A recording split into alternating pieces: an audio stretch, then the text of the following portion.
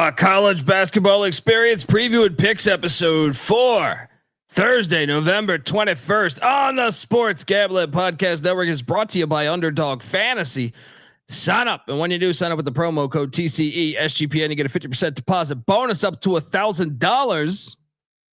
We're also brought to you by Rebet. Rebet is a new social sports book available in 45 states. Download the Rebet app and use the promo code SGPN for a 100% deposit match up to $100. We're also brought to you by Rhythm. Start crushing college football and college basketball with Rhythm. Get your 7-day free trial period today by going to sportsgamblingpodcast.com/rhythm. That's RITHMM. That's sportsgamblingpodcast.com/rhythm. And remember, as always, folks, to let it ride. This is my team, Cleese, and you're listening to SGPN. Let it ride.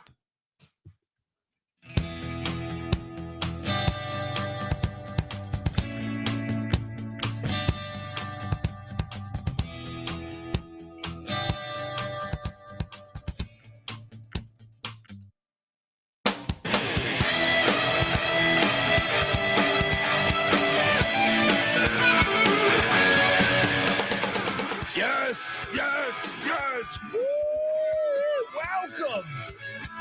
Welcome to the college basketball experience preview and picks episode for Thursday, November 21st. YouTube.com/the college experience. Hop on over there. We want 15K followers by January 1st. All right. Tell your friend, hit that like and subscribe. We see the numbers.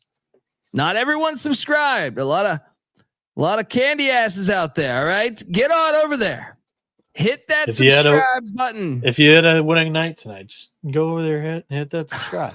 Yes, and with the night we gave you, please.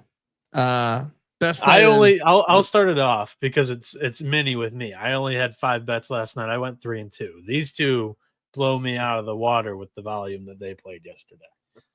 Yes, and we just added Idaho State plus 24.5 to the card. Second half. A little in game. When you're having a night, you're having a night. If you're wondering who the hell you're listening to, my name is Colby Database Dan, aka Pick Dundee. That's not a pick. This is a pick.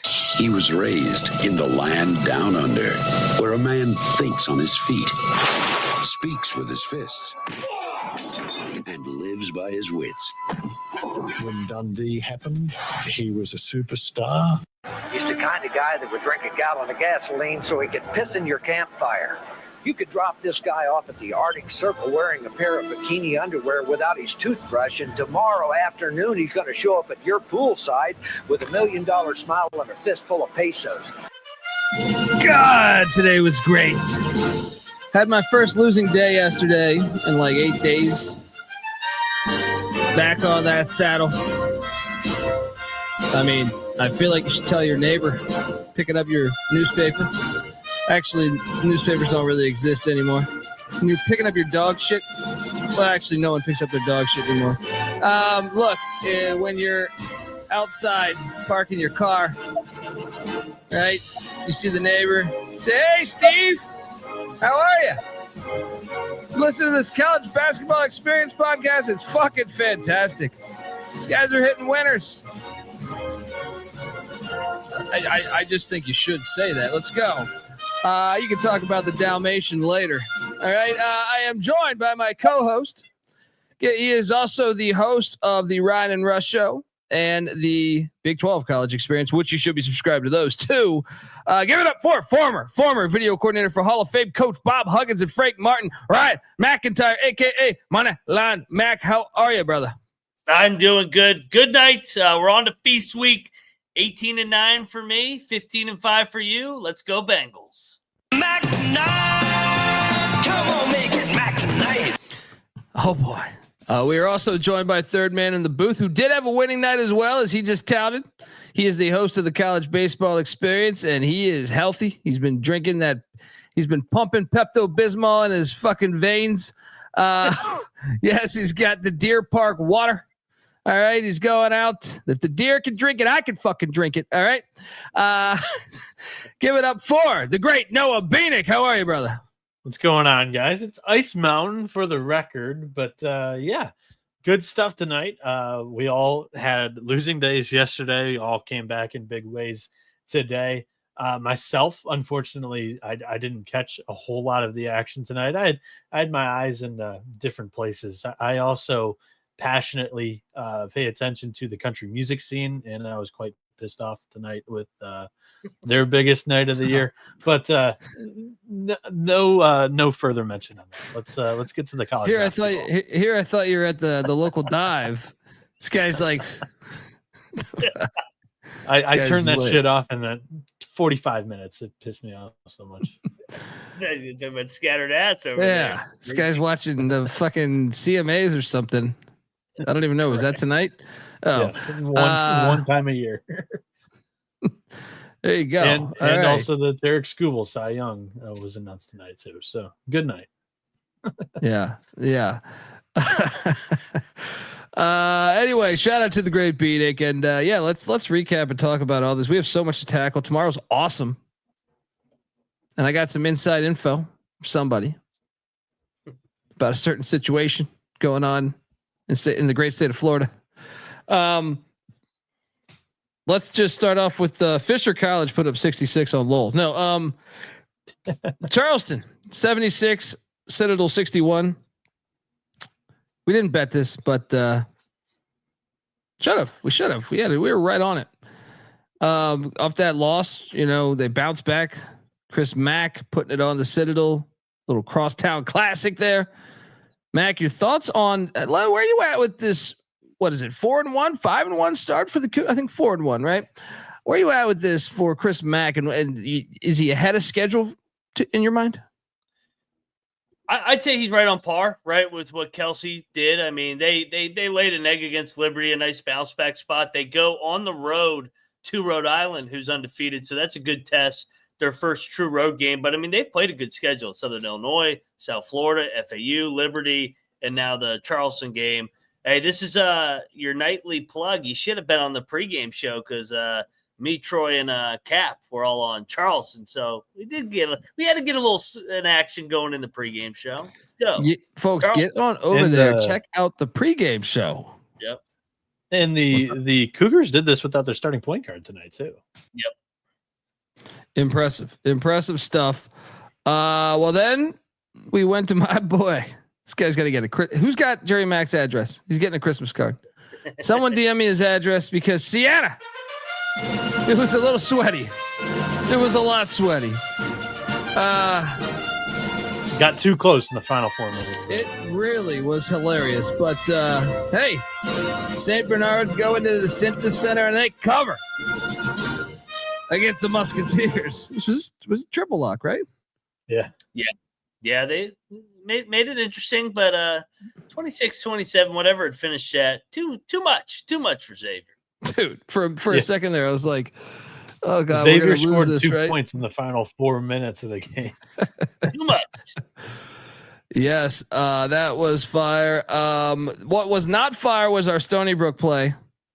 What the fuck's a Seawolf anyway? Our other aquatic wagers looked very good tonight, but a Seawolf, wannabe dolphin. They say dolphins. Some say that dolphins, dogs come from dolphins. Have you heard that one? They found like a dolphin with hind legs in the fucking ocean before. I heard it now. I've never heard it before this. Oh, Dundee's got you covered when it comes to the old animal world. All right. Over here. Yeah, I'm like, what's that dude they got? I'm like fucking Steve Irwin. I need a nickname for that. All right. Just I won't be sticking my head in a crocodile's fucking mouth or anything, but give me enough alcohol, maybe. Stony Brook was a lemon, buddy, and Yale looked pretty good. Your thoughts? Yeah, Stony Brook, it doesn't help when you fall down like 28-8. It's hard to cover the 10. They got it to like 12 or 13, I think, but they got dominated. Good win by Yale. Was this a battle? Noah, did you lock Yale? No, I didn't. I didn't play this game. He doesn't lock any games, but yeah, Yale's at the Mohegan Sun. That's where they're going this weekend. Just kidding, Noah. We love you. Elon, 75, Northern Illinois, 48. We should have bet this one too. Easy win. The fuck was this line? This is where diving into the stink would have been correct if we had just wagered. I knew it was the right side, but I thought the line didn't make sense. So I got a little scared.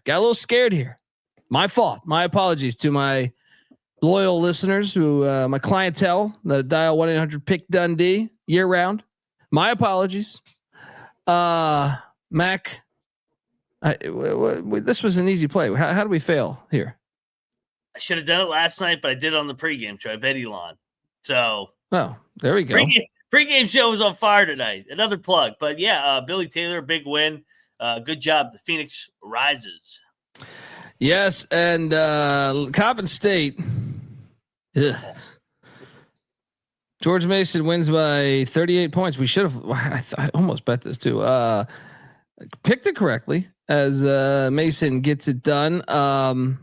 Yeah, we don't need to talk about that. What we can talk about is how, for a second, I thought we were going to get cooked on Morgan State, but just like all great teams do, they battle back. The Bears do. They almost.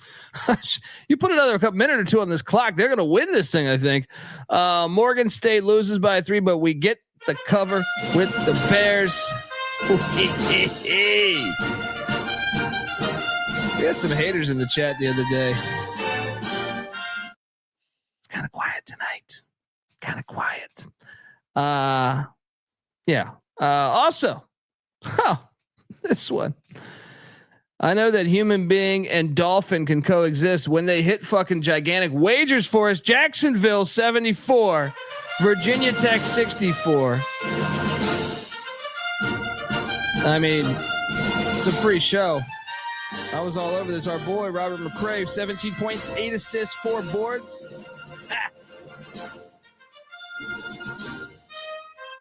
Your thoughts on Mike Young and Virginia Tech? I credit you guys for locking this. I cowered it out. I'm scared of the line. But hey, man, big time win for our guy Jordan Mincy, friend of the program, year number 3. And McCray, he was the best player on the floor tonight. He was awesome. I mean, he made every single big play down the stretch. So shout out to the Dolphins. They will definitely get a game ball between one of us 3. Hell yeah. And Jacksonville, if you're listening to this, bring back your football program that you took away a few years ago. You didn't realize that, you're in the state of Florida and you have great football players everywhere. Why would you get rid of your program? I don't understand. If I'm Virginia Tech too, I'm sounding the sirens after this one. They suck. This was should have fired him last year. A rough should have fired him last year. Yeah, and I don't think it's getting better this season. No, they suck. And you could make an argument that their football coach might need to go too. Now, well, that one's a little different, but you can make an argument. Our fire night continued with the Cocaine Bears of Maine as they lose by 4, but they cover with the 8.5. I mean, today's one of those days you wake up, the birds are chirping, everything. You know what I mean? Go out in the backyard with the, you just, you got your breakfast, eating fucking granola. Yeah. And deer passes by, you just stick out your hand like Schwarzenegger and Commando. You just start feeding the fucking deers. You know what I mean? Just everything's going perfectly. Deers is not a word though. The deer. Never understood why we did that to that animal, but yet it's dogs. Guys, we're fucking I have a geniuses. buddy that owns a deer. Yeah. Yeah, like a pet. It's a great scenario. The neighbors are happy. The Spiders got off the schneid. Losers of 3 in a row, and I'm like, hey, great win. And I'm just like, main cover, baby. Let's go. Yes. Good job, guys. Would be made by 5. Terrible this year. It's Richmond, man. Richmond's just not very good. It's a rebuilding year. Mooney's a great coach. They'll be back next year. Yeah, as he should be. I mean, yeah. I mean, like he'll be good again next year. Oh yeah. There'll be a pain in the ass in February with this new group. Remember those idiots that put that billboard on the side of 95 to fire Mooney? And then he went to like. I didn't live here then. I would have fucking blown that shit up. Those fucking dumb fucks. He responded by like going to the Sweet 16, beating a bunch. It's Iowa, like he beat Iowa. Yeah, or maybe it was a 32. I don't remember if it was 32 or Sweet 16, but it's like, what are you guys talking about? We thought the slide smelled. It did smell a little bit. Good thing I didn't bet this. Army wins by 14 against Fair Dick. Did you bet this, Mac? No, I should have bet my boys, man. Dude, they look good tonight. Kevin Kewick got the Army Black Knights at 3-2. Maybe they're a little sleeper in the Patriot League, Noah. They're better than yeah, I mean, we thought so. I mean, we were a little bullish on Army. I think they were picked last. But we didn't want to be like too high on them because we really haven't seen Rucker like on the floor in a while. He only went 1 of 8 from 3 tonight, but he did put up 19 points. Josh Scovins with 21. Like Army definitely it could be a player in the Patriot League because if Colgate's down, I think it could be a gigantic mess at the top. Especially with Rucker back. Rucker's a game changer. They haven't had a guy like Rucker in like 20 years. Yeah. Well, in a year, what's the year without him? Yeah. Wouldn't it be fantastic if Army it's a year of Army? I want them to win this. Yeah. I can't wait for that game, even though like there's a chance they could get blown out, but I don't think it's going to. You can already mark them down for winning the Patriot League in baseball too. Hell yeah. That's what I'm talking about. Let's go Black Knights. We didn't bet this, but we hit it, of course, because we're awesome. Kennesaw State, 84. Wait, you take Abilene? Yeah, I love Abilene. I take Abilene all the time. Good game, great game. Kennesaw 84, Abilene 78. Yeah, none of us bet that one, but we did bet on the Leopards. That was one of the games where games where you guys killed me for giving out a good angle and then not betting it on Kennesaw. Yeah. Well, we will do that. Lafayette, the Leopards. This one got a little sweaty, but we cash on this one too. 86-72. The Leopards cover against the Rhode Island Rams.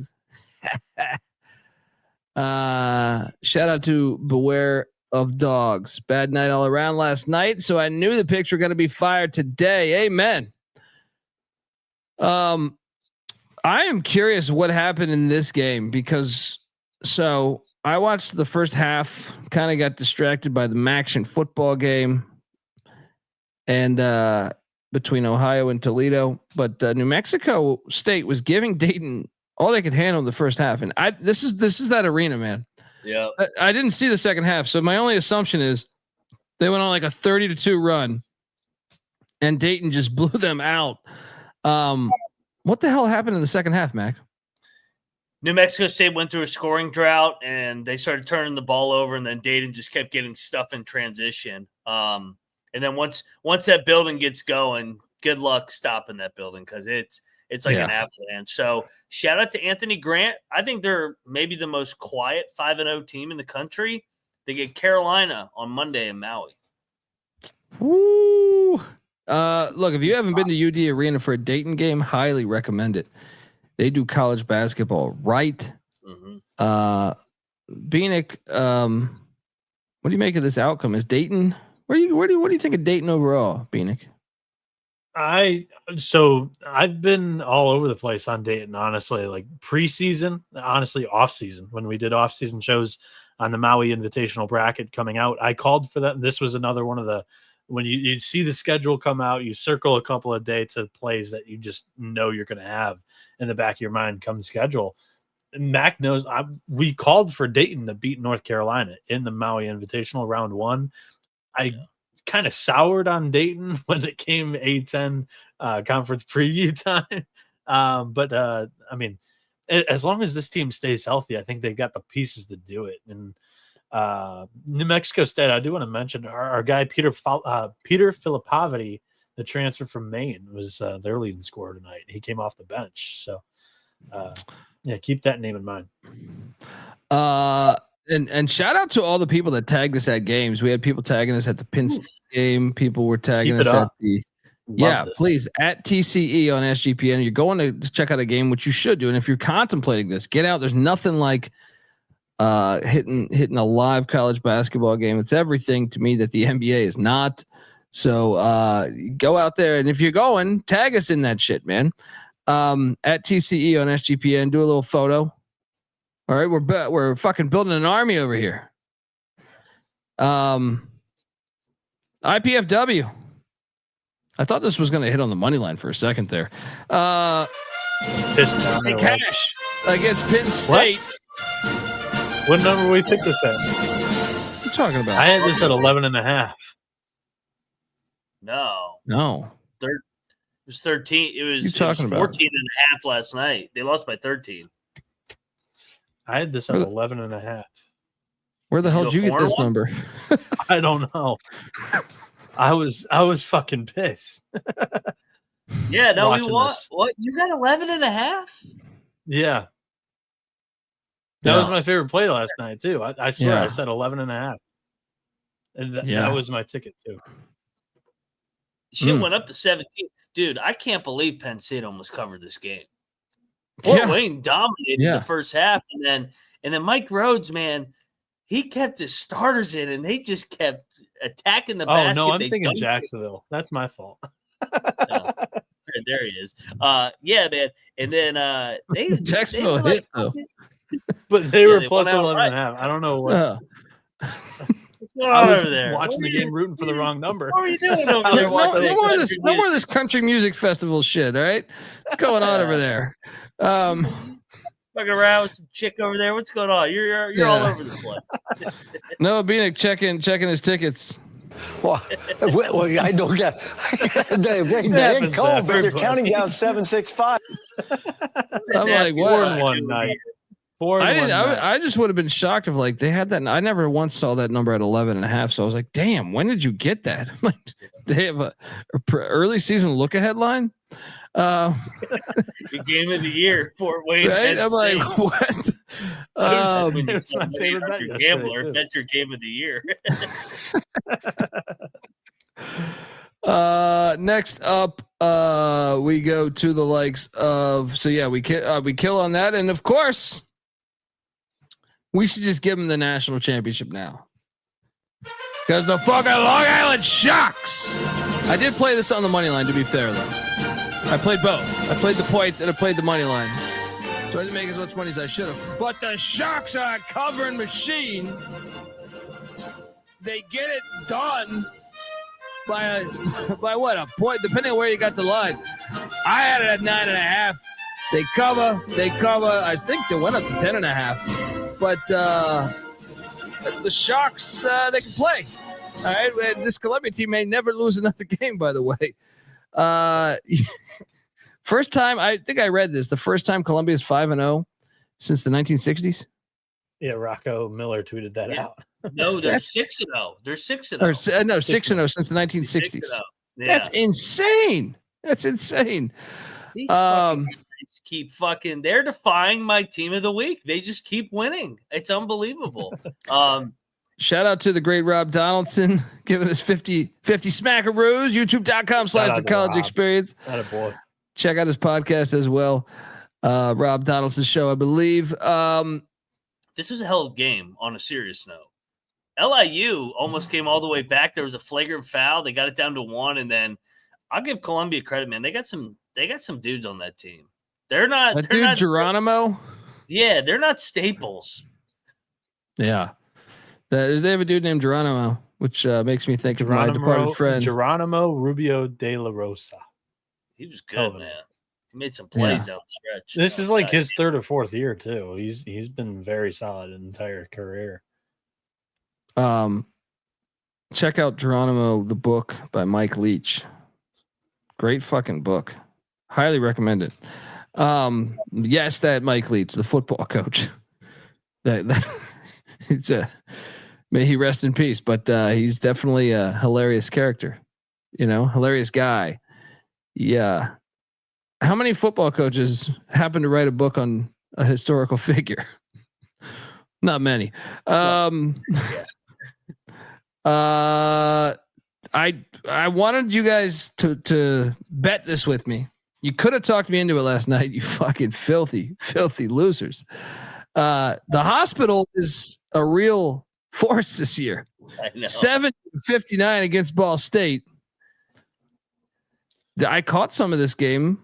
Dude, Lovejoy can play. I'm disappointed that we should have had a shock, a Long Island shock, and a Detroit parlay. Mac, did you tweet something out that this was like their first road win and what? 22 games. They hadn't won. They snapped a 22-game losing streak. I mean, Montgomery is like an early candidate for Coach of the Year right now already. I mean, they've already stopped saying that because it's the George. It's Cal Poly. Well, They're hey, going no, away. They didn't win tonight. Hey, dude, Detroit won one game last year.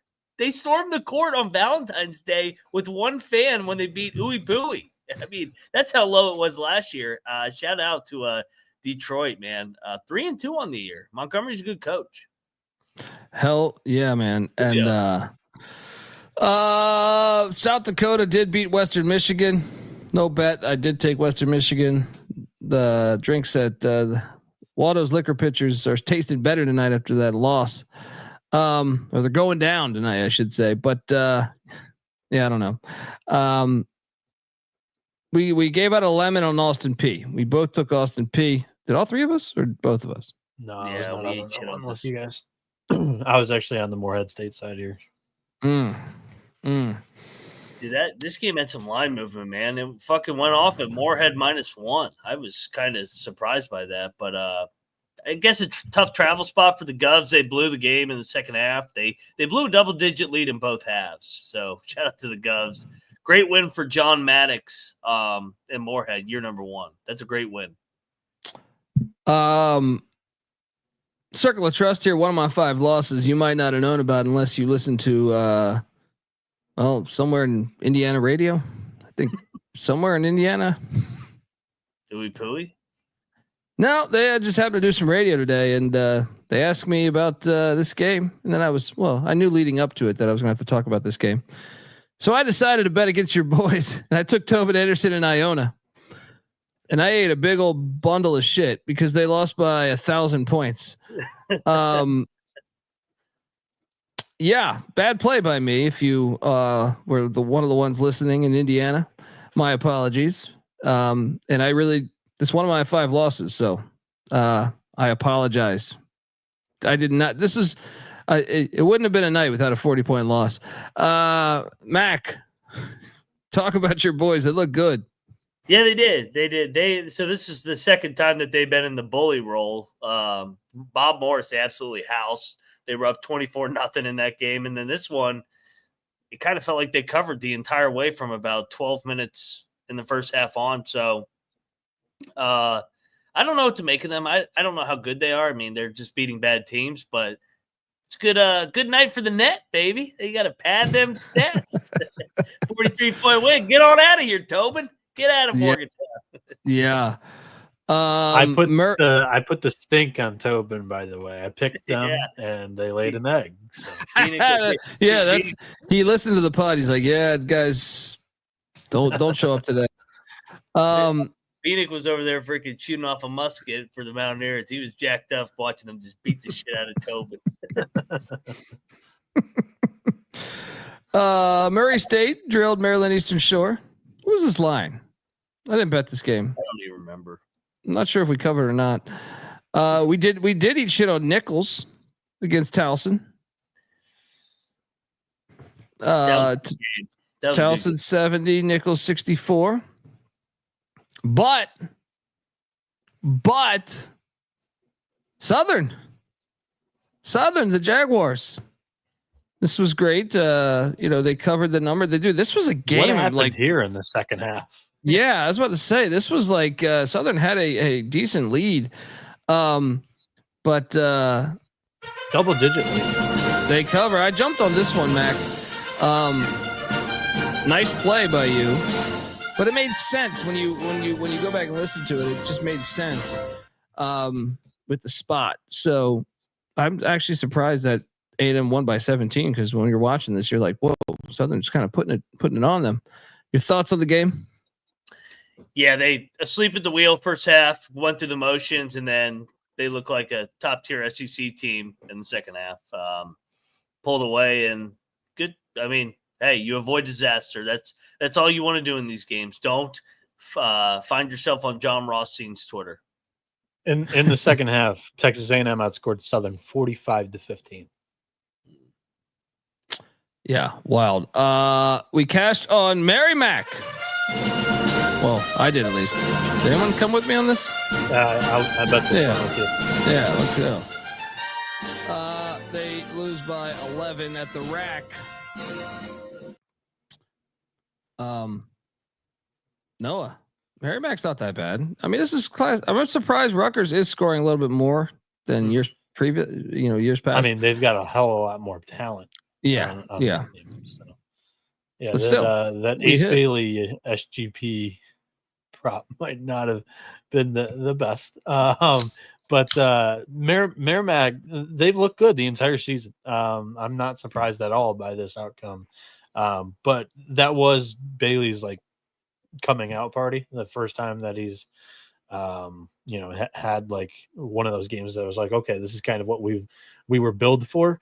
And Rutgers is going to be really interesting. I think there's going to be some off nights with these guys for sure throughout the year. But this is one where both of them were clicking and they win by 9, or 11 by wasn't enough. And we were on the right side here. Ironically, they're not really good defensively right now. No. I mentioned that. I mentioned that in the preview. It's going to be Peichel's best offense, but maybe challenging for one of his worst defenses because it's just it's buy-in and consistency. Because I mean that's two of the biggest things that you got to worry about with some of these blue chip freshmen. Yeah. Great call by us though. And Rob Donaldson, no, that was not grape soda. Not that I'm against it though. All right, just haven't had one in a while. But give me a grape soda. I'm in. Let's go. This was I think the worst loss of the night for me. Jackson State loses by 0.5 point. Western Kentucky. Oh yeah, we shout out to we had a fan at the Western Kentucky game too that tagged us in. Yeah.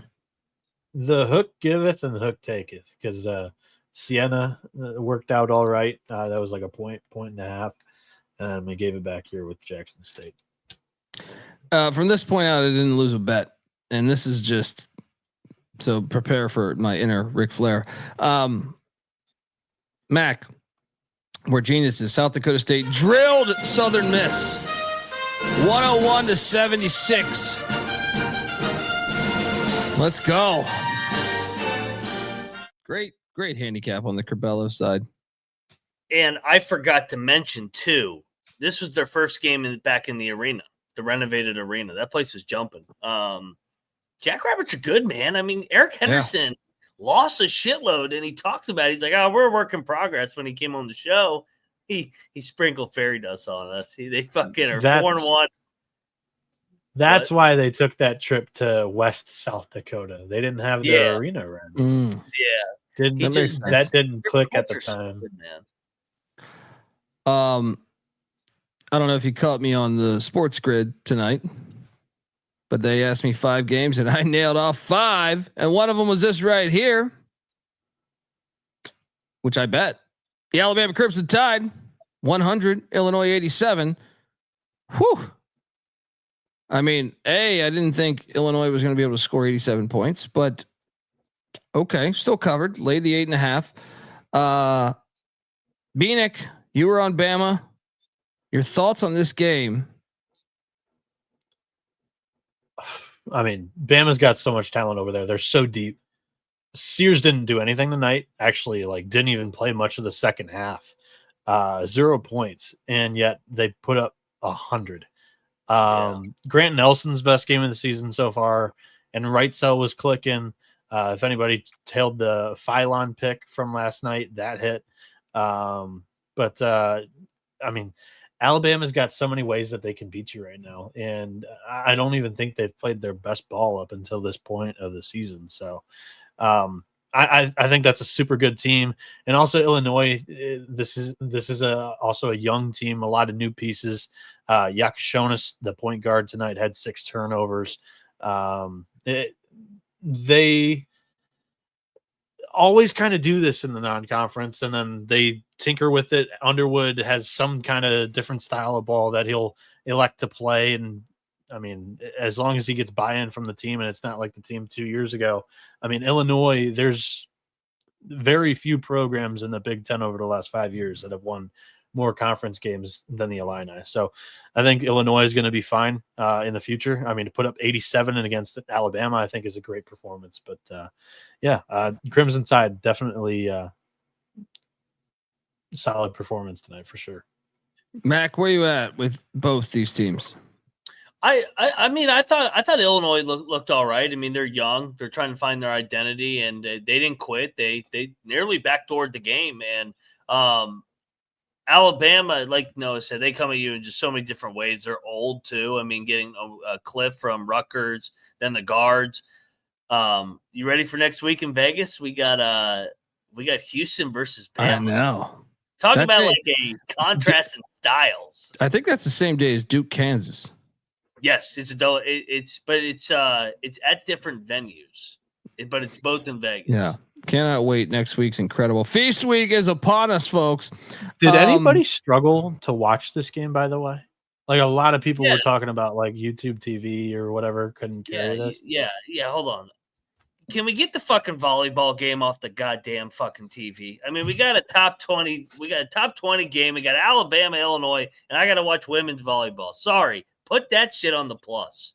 That's the end of that. Even more of like a mind fuck with that. The whole college system is getting gutted based on these TV execs saying, "Hey, let's put Illinois and UCLA in the same conference." So you would think they'd be able to figure out, hey, Illinois and Alabama, I think a lot of people want to watch this, but no, let's put women's volleyball on. Like seriously. It doesn't even matter if it's women's either. Any volleyball. I don't give a shit if Mike Tyson was playing volleyball. All right. That'd be pretty cool. But I mean, it like, what are we doing here? Guys, I loaded up on Cal Poly, and boy, let me tell you, they almost won this outright against Arizona State. Let's go. This is our squad, man. Yeah. Staples are sharp. They're really sharp. They almost stole this thing, man. They almost stole this thing because they were down big early. Mac, your thoughts? They're a pain in the ass to prepare for and play against. They're like the Tommies is who they look like. Dude, watching them, like you said, the Staples are sharp. They cut hard. They pass the ball well.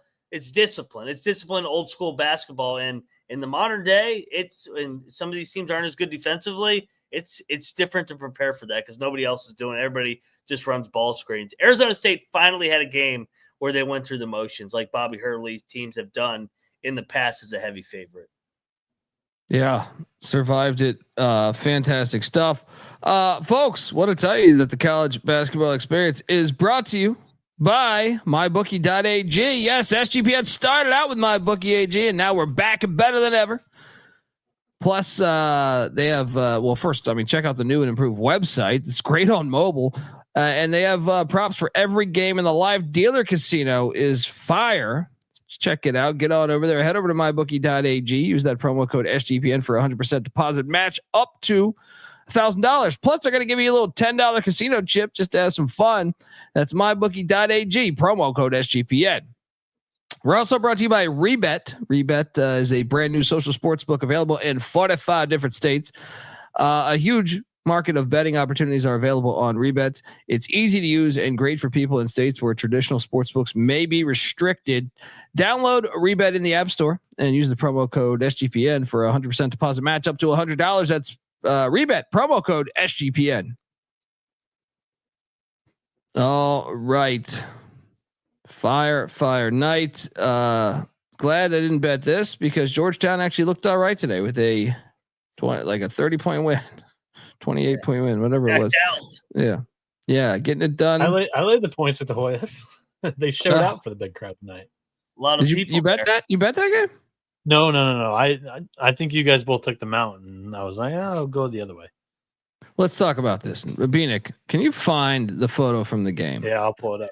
Look, Mac, I know you are a little younger than me, but when I grew up, Georgetown was like the hottest ticket in town. It was not like the Washington Bullets sucked.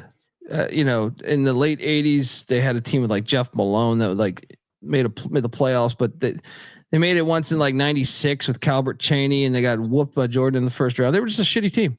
So it was a college crowd, man, between the Terps with Gary Williams, Lefty Drizel, and everybody. And then you had even G-Dub with Mike Jarvis and Yinka Dare and Kwame Evans and everything. And then you had Georgetown that was just rolling through the 80s and 90s. I can't believe that this is Georgetown hoops. I can't believe that Ed Cooley. Ed Cooley is one that I thought like could rejuvenize, his energy would just come in there. Show me this photo, Bieniek, if you can. Pulling it up. And while he's doing that, Colby, I thought it was really because you weren't on the Saturday night show. You had the football show.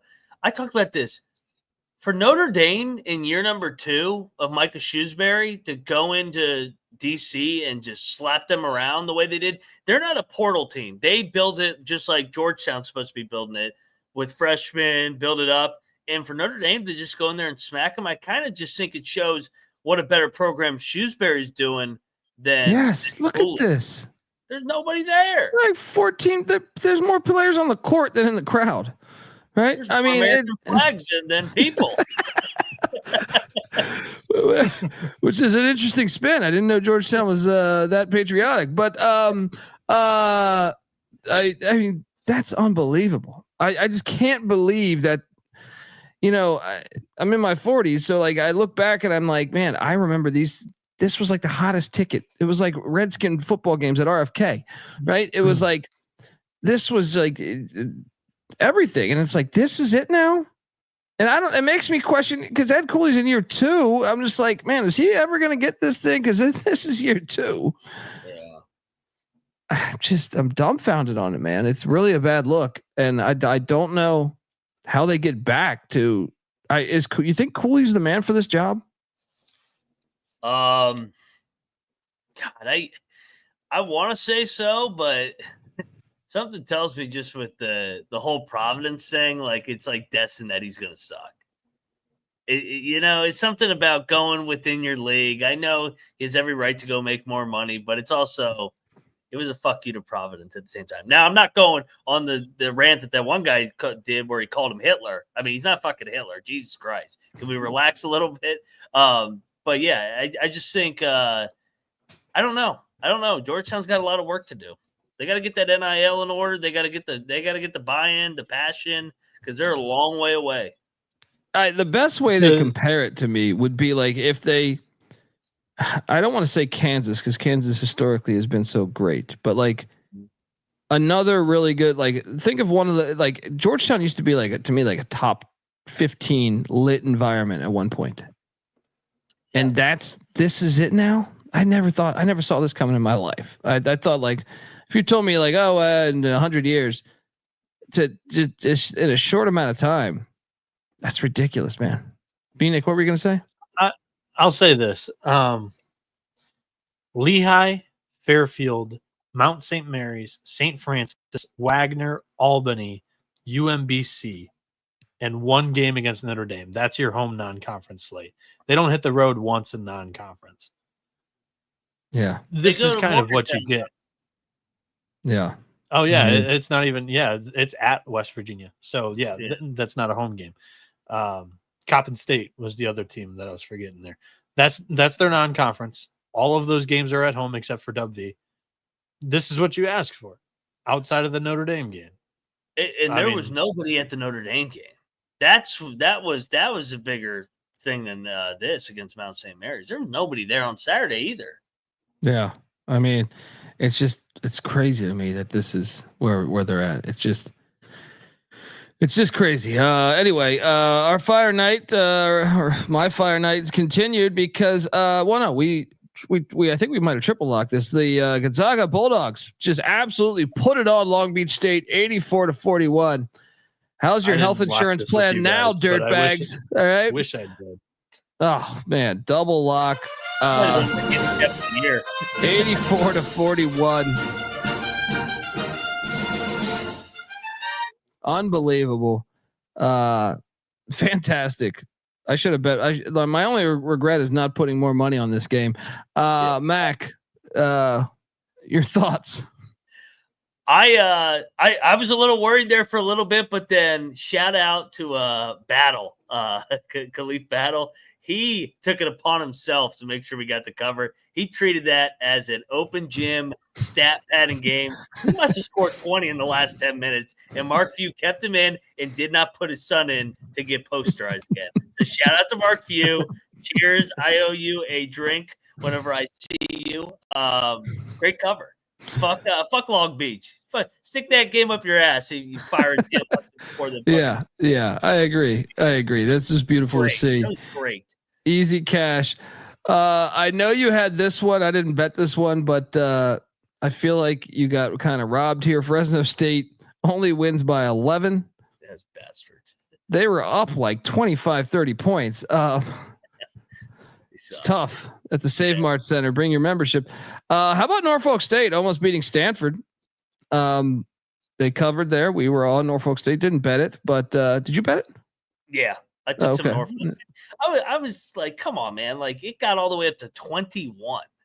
At some point, it's like Stanford laying 3 touchdowns now on the hardwood. That's too much. Yeah.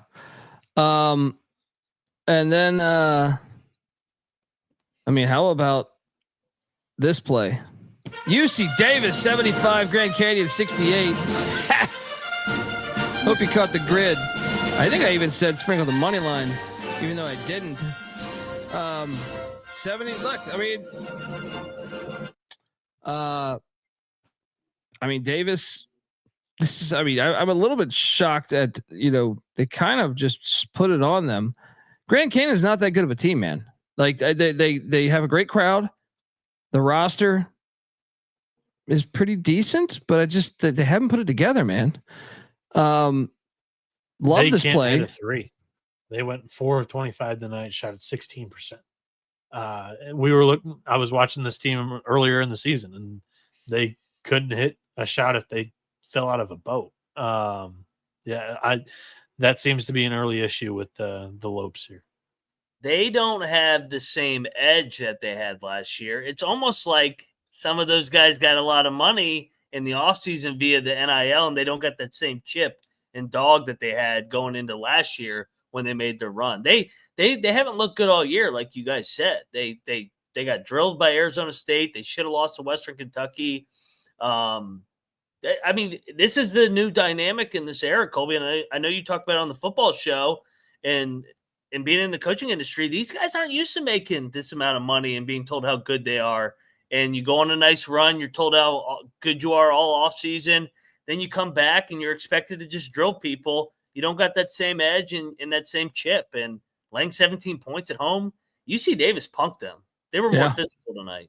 Hell yeah, man. Aggie up. Hey, thoughts to Dusa in the chat. Thoughts, prayers, love, everything, man. That's terrible. I'm glad we can provide some type of outlet to make you laugh or smile or make money or something. I'm sorry to hear that, man. That's absolutely fucking terrible. Hard to transition out of that, but my love and condolences to you, brother. Let me go to one that San Jose State was taking on USC. Tink. Yes. Well, I was going to go to that, but I just didn't want to be that happy after talking about that. I am angry that I didn't bet on San Jose State because it kind of went the way I thought it would go. Where, I thought like USC would just win by double digits, but San Jose State would hang around just enough. San Jose State loses by 14 in the what is that called again? What's that stadium? Anyway, no one goes to those games. 82-68, Galen Center. There we go. We should have bet that. We should have bet that game. We've been burned by San Jose too many times this year where it's like, I don't know. But Arkansas's not very good either. I mean, sorry, USC. Musselman.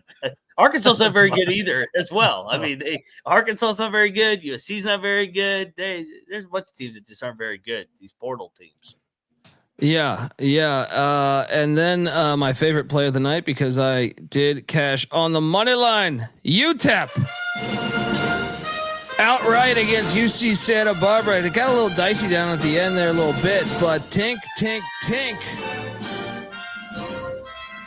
I feel like my handicap was pretty spot on.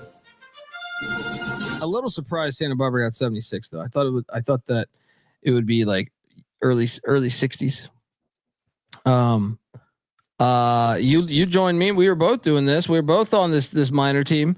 Your thoughts on this one? This line came down like crazy from last night when we called it at 7.5, 8. It went down to like 4.5. Golding and them, like you said, in your handicap, physicality. I felt like they just controlled the game, hit him in the mouth, 12-2 to start, and kind of just maintained that lead throughout. Barber made the runs, but UTEP made some perimeter shots tonight for a change. Yeah. I'll be honest. That was nice. I didn't think they were going to score 79. I thought it was going to be like, I thought this was like 63-61.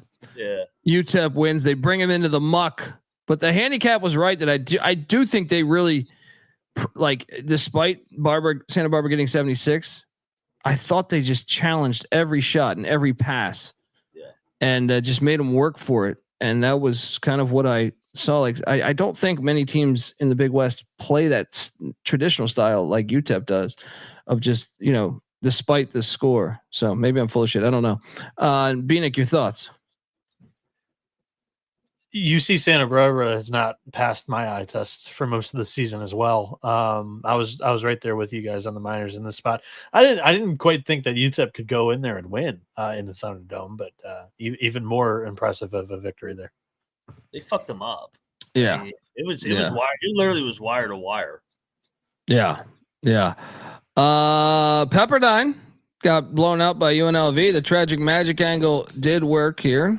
Once again, thoughts and prayers to the Tarkanian family. They got up and I don't know if it was all around that or just the fact that Pepperdine seems to be pretty terrible. But either way, condolences to the Tarkanian family.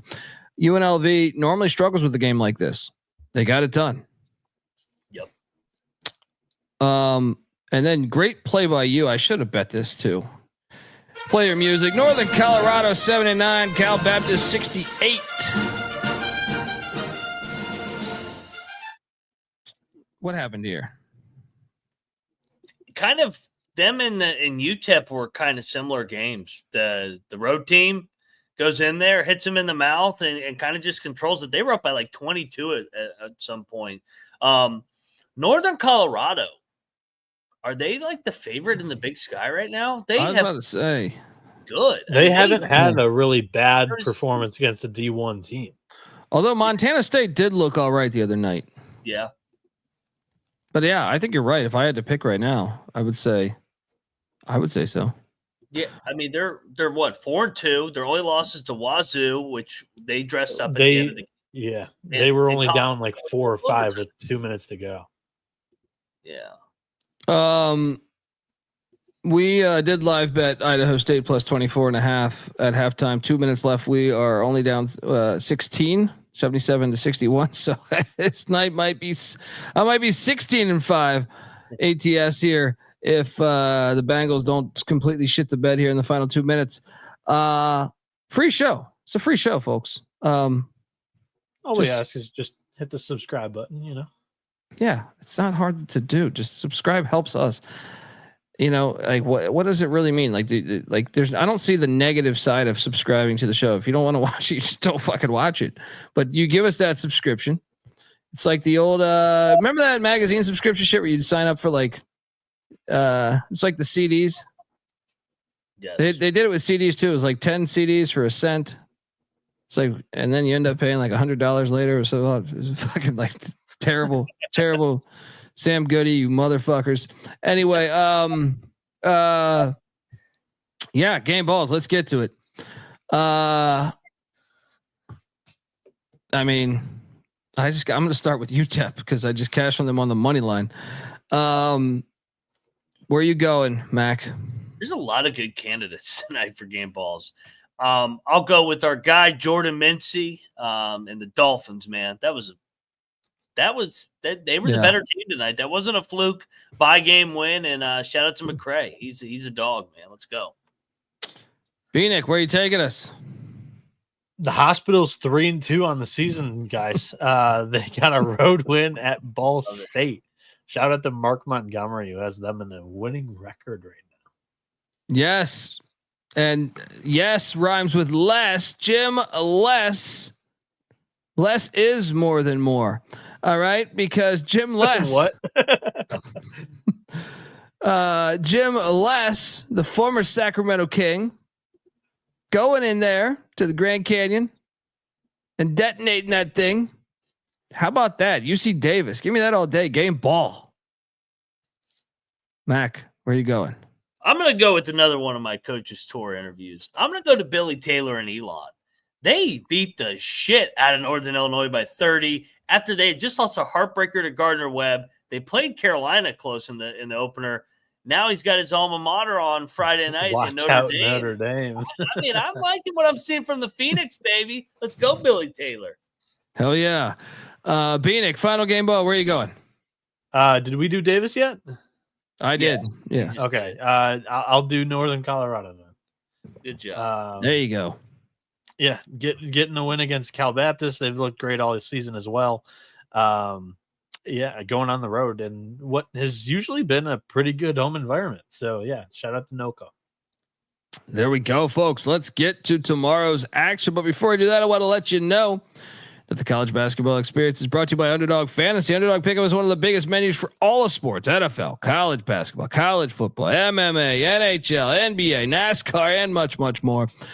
And you can now use specials and boost on all flex entries as well. So what are you doing? Sign up. And when you do, sign up with the promo code TCE SGPN to claim your special pick plus first time deposit offer up to $1,000 in bonus cash. I got a couple of picks. There we go. That's what I was looking for. All right. Fire. So, fun slate available currently because, we get the early taste of Feast Week beginning tomorrow. Baylor St. John's, I think, is going to be a super fun game. And Baylor's defense has been something that I've liked to target when it comes to these player projections. Give me RJ Lewis higher than 14.5 points in this game. He's averaging 17.5 on the season here. He's cashed in 3 of the 4 games he's played in so far 2 of the 4 games he's played so far this season. One of the games he only played like 22 minutes in. So I like him to go higher than that number 14.5 and pair him with Max Shulga of VCU. I think Seton Hall and their defense is getting respected quite a bit. A lot of VCU's player projections are just a slightly lower than I would have listed them. So I think VCU wins this game. We'll talk about this in a little bit, but Shulga higher than 10.5 points. I think he's a big piece of why they win because Seton Hall is really suffocating inside the perimeter with their defense. But so far this season, they've allowed opponents to shoot the 3 ball. So Shulga higher than 10.5 points. 3 extra money with those 2 picks. There we go. Underdog Fantasy, folks. You can find an edge you can't find elsewhere. UnderdogFantasy.com, promo code TCE SGPN. We're also brought to you by Rhythm. SGPN's proud partner, Rhythm, is the #1 AI-powered sports betting platform that helps provide bettors of all levels the ability to build custom predictive betting models in seconds and get predictions for betting on money lines, spreads, totals, props. You can copy one of the top performing models from the leaderboard, probably cash in still. Or you could build your own, like old Pick Dundee here, and have them adjust around that. You could, and now you can track the props all in the Rhythm app, which is even better. They just introduced college basketball. You could throw that with college football, NFL, NBA, all that good stuff. Rhythm has it all. Claim your free 7-day trial period today by going to sportsgamblingpodcast.com/rhythm. That's RITHMM. That's sportsgamblingpodcast.com/rhythm. We're hanging on here. We're hanging on here. Yes, tomorrow is awesome because we have games all day. Starting at 11 a.m. Hold on, Colby. And we have preseason tournaments. Yeah. Yeah, we've got some MTEs. We did this with conference tournaments and MTEs last year. Figured why not run it back? The Myrtle Beach Invitational tips off tomorrow early. So we're going to put this out as a separate video as well as soon as this stream ends. But the Myrtle Beach Invitational odds to be the outright winner of this bracket: Princeton plus 225, Bradley plus 260, South Florida plus 375, Ohio plus 800, Middle Tennessee plus 800, Texas State 10-1, Wright State 25-1, and Portland 80-1. We don't have to pick the entire bracket here. We'll be picking all of these games day by day, but I figured it might be nice to throw around a future bet or two on this one. And then Charleston Classic also has some odds, and we'll do that straight after this. So, Colby, what are your thoughts on the Myrtle Beach bracket here? Fire. By the way, we just cashed on Idaho State, so 16-5 on the live number there, Mac. It's fun. Look, maybe not a few years ago. I feel like it had Baylor and some heavy hitters, and I actually considered going to this. Just I couldn't get these bastards to go. It's hard to sell your wife on, hey, you want to go watch? I'm gonna go down there and I'm gonna watch 4 basketball games. Right? She's like, look, I'll go to one game. After that, you can eat shit and die. Yeah, I mean, look, it's not as sexy as years previously, but I still think it's like it's got good teams in it, like good culture 100%. teams. You know, I mean, look at Ohio. They beat Virginia in the NCAA tournament back with Ben Vanderplas. Middle Tennessee, Kermit Davis. They had a decent run. Remember they got Sparty as a 215, if memory serves me correct. Yeah. South Florida obviously last year was good, and obviously they're dealing with a tough situation this year. But that's a fun one. I would love to see them win this thing. The Portland Pilots the other night almost knocked off Oregon. Bradley would shit. Like I mentioned, I don't know if it was last night or I don't know if it was on the radio today, but they've been good for a long time. Bradley, back to the days of Hershey Hawkins. Texas State, they've kind of been decent, I guess, average to decent. But Princeton, I don't need to say much more. Princeton's always been good. Wright State has a good culture. So I mean, it's fun to me. Like the TMZ heads aren't going to be watching this, but I will, and I'm on board with these games. How about you, Mac? Yeah, you got some good mid-majors, good storylines, and I think too it's a pretty open field. I just looked at the odds for all 4 games. They're all single digits. There's not a heavy 1 seed playing an 8 seed that, hey, they're laying 22.5 in game 1. No, all these games are between 2 and 8, I think, tomorrow. So it's pretty wide open. It'll be interesting to see who can have their legs on the third day, because you got to win 3 games in 4 days because they have an off day on Saturday for college football. So yeah, looking forward to seeing this down at Myrtle Beach. This is a good event, and they start in the daytime, like you said. So how we've done this in the past is each one of us have picked one favorite and then one dark horse, or AKA long shot, for each conference tournament or each MTE that offers these futures odds. I'll start us off. I think the perfect way to attack this is to grab your long shot in that top portion of the bracket. Ohio plays Middle Tennessee. South Florida takes on Portland. South Florida easily could be the team that comes out of here, but I think they're probably the most vulnerable favorite in this tournament. And Ohio is 8-1 with all the production that they bring back from last year. They got their butts kicked against Memphis the other day, coming into this tournament a little bit pissed off. They might be able to get through the Middle Tennessee State game with that angle. South Florida being possibly the biggest game that they play in that winner's bracket. And then it's anybody's shot when you get to the championship. Have no idea how you can forecast that. But I think Ohio's got a good chance. My favorite that I'm going to predict, though, is Bradley. I don't think Princeton's been as sharp as I hoped they'd be here in the early part of the season. And Bradley's defense, I know, is going to play. And they have a lot of continuity as well under Coach Wardle. So I'm going to take the Braves and the Bobcats here. Colby, what are you going to do here? Yeah, the one that jumps out to me is Bradley. You know, the even the chat too. I feel like it's a mix of the culture / the bracket. I like the fact that they'd be playing. To me, their side of the bracket is like Ohio or South Florida or even Portland, the way they looked the other night, or Middle Tennessee. I mean, we'll see with Middle Tennessee. They were such a good home team. Away from home, they were ass last year. We'll see but you know, Middle Tennessee from years of watching them, they always have athletes. So the southern side of the bracket to me seems like Bradley could be like Princeton could beat you, but I feel like Bradley just has an easier path. And with the way that Princeton's looked so far this year, I would say Bradley is the play. From the top side of the bracket, I'm going to take a shot on Ohio. I think a lot of people probably don't want to take a shot on that because they only have one win. But I think you look at the resume, and you know, I think a lot of MAC teams would have one win, or a lot of these teams in this field would have one win if they played the same schedule. So I would take those two, but Bradley's the one that jumps out because of the southern side of the bracket. Mac, how about you? I'm trying to think who I think will have any home court. I don't think that we're going to have a clear fan base that travels. Maybe Bradley.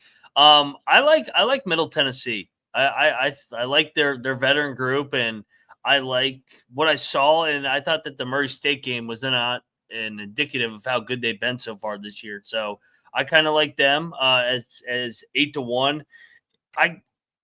Texas State is going to be interesting because Bradley's not the same team away from Peoria. So I think I may take a shot on Texas State 10-1 and then Middle Tennessee 8-1.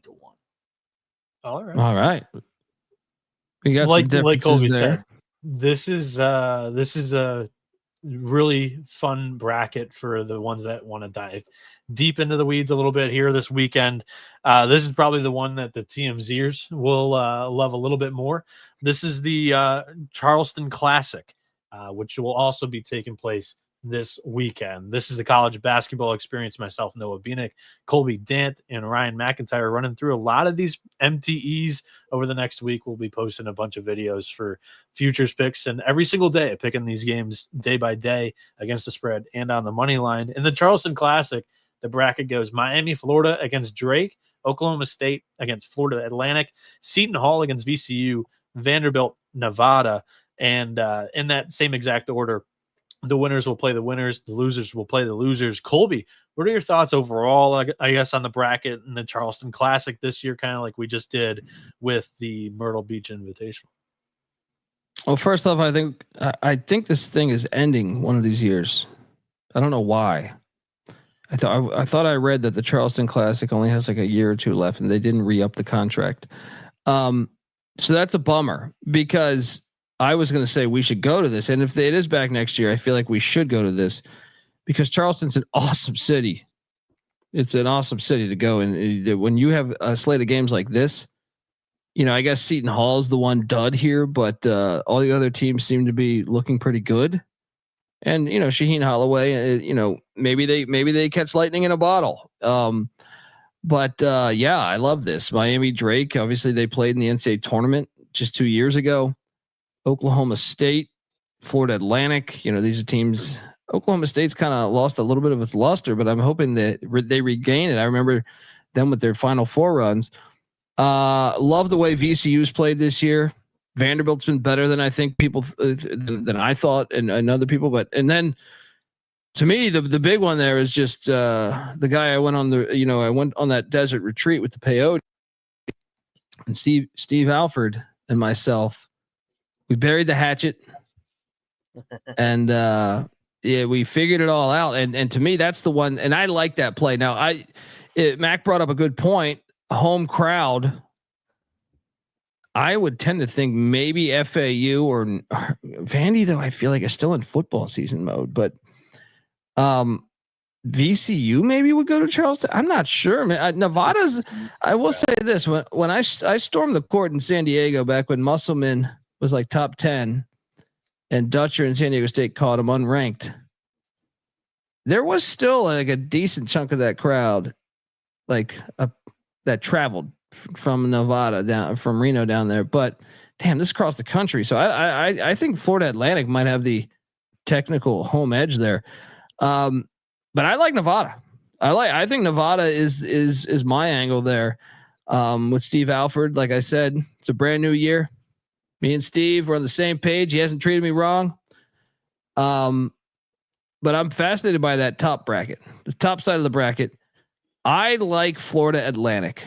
I think they're better than their record. But man, what a game. I can say, I mean, top bracket is very fun. But yeah, give me Nevada though. Just with that, right. I like the south side of that bracket. So betting odds on this one. Sorry, I didn't mention this at the top. And you like the Nevada. Nevada's 3-1 plus 300 there. Miami plus 200 is the betting favorite in this tournament. VCU plus 275. Then it gets a little bit wider. Vanderbilt 12-1, Oklahoma State 12-1, Seton Hall 14-1, Florida Atlantic 14-1, Drake 50-1. Mac, I guess your thoughts overall on the bracket because you haven't offered any yet. And if you want, go ahead and lead us off with your picks. Yeah, first off, I would encourage anybody to go to this event. We went in 2022. It's a phenomenal MTE, and we were in there. The Bonnies were in it with us, and they traveled like crazy down to this. So I think VCU is going to travel like crazy down to Charleston because it's not too far away from here in Richmond. I think VCU, the veteran group here, Ryan Odom, year number 2. I think VCU is going to win it. I think they're the best team in the field, and they're not the betting odds favorite. So I'll take them plus 275. And I think FAU is going to get to the final. And reminder, FAU's already played 2 games on this floor. They played in that Field of 68 game against Liberty and College of Charleston. I like them against Oklahoma State tomorrow, State Peak. And they stayed the week in Charleston. They did not go back to Boca. Yes, they're good. They're good. They got a good program, and Jakus is a good coach. I like FAU VCU final, so I'll take a stab on FAU 14-1 as well. Yeah, my picks for this. I put me on FAU too from the north side of the bracket. Yeah. I am also on Florida Atlantic here. I like everything about this handicap, about them already being familiar with the arena, which is a neutral site to everybody else, but they've already got 2 games under their belt there. And of course, they didn't go back to Boca Raton. They've just been chilling in Charleston, probably practicing here for the last couple of days as well.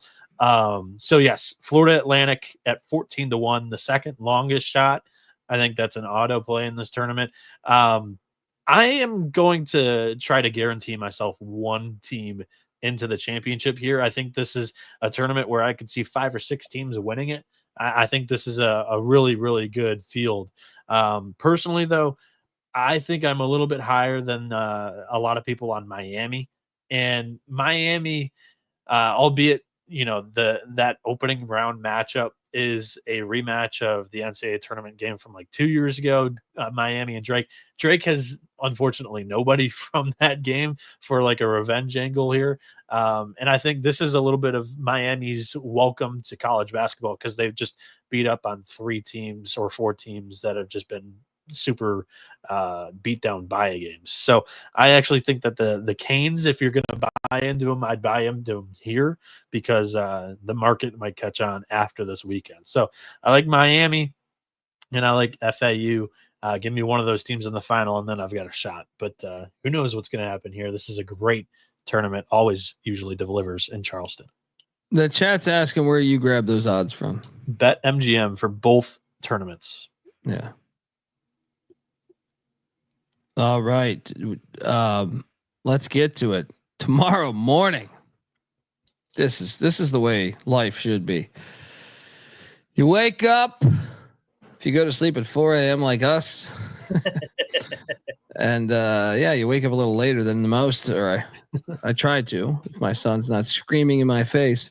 But JMU, UIC, fun game going on there in Daytona Beach, Florida. It's a fun matchup. Mm-hmm. I am going to take JMU -3.5. Is this standalone too? So we have to 11 a.m. or baby on Baller TV. Baller TV. Man, I think this is one of the harder ones though. I'm going to take JMU, lock it up, give me the Dukes. But kind of intrigued by this game. I think it's a good first game to start our day off with some hoops. What are you doing here, Mac? We will do battle at 11 a.m. Bring your mimosas. I think UIC, I think the wrong team's favorite. I think they're better than JMU right now. I think JMU's still on that brand name from last year's tournament. I like this veteran group from UIC, what I've seen so far. Let's go. UIC, lock. Bieniek, what side you on? I am going to go with the Flames here. For what it's worth, Cocktail Napkin has JMU -2, so it's a little bit rich on that side of the game in this one. And they haven't looked tremendous to start the season. UIC is not a team that I'm really buying into long term here either. Personally, I think James Madison's going to be the better team throughout, and they might even win this game in a close one. But I just think I'll take the over one possession with the Flames in opening night. Or opening game here on the day. We got a battle in Daytona Beach. Dundee with them Dukes. Mac, Noah saying flame on. Patty C. I'm just thinking of Patty C. Miami, Drake in Charleston, South Carolina. This Miami logo is fire. They should never go away from this logo. Why does he have a bandage on his head? Miami and you ever watch Cocaine Cowboys, that documentary? No. I mean, we it's talk out about there this almost every night. It's out there for you. That's not a movie. That's a documentary. It's different. Same thing. All right. Go learn something, you son of a gun. All right. Get over there. Joking. But you should watch it because it's awesome. I mean, but I can tell you this. It's better than the Country Music Awards. All right, go check out Cocaine Cowboys. I think anyone in the chat that's seen that would back me up. I think Miami's laying 10.5. I can't straight. It's too many points for me. The hell are we talking about here? Yeah. Give me Drake plus 10.5. Lock it up. Yes. Double lock. McCollum, baby. Let's go. You're good as a dog. He brought in some of his guys with them. I mean, more continuity with Drake than Miami.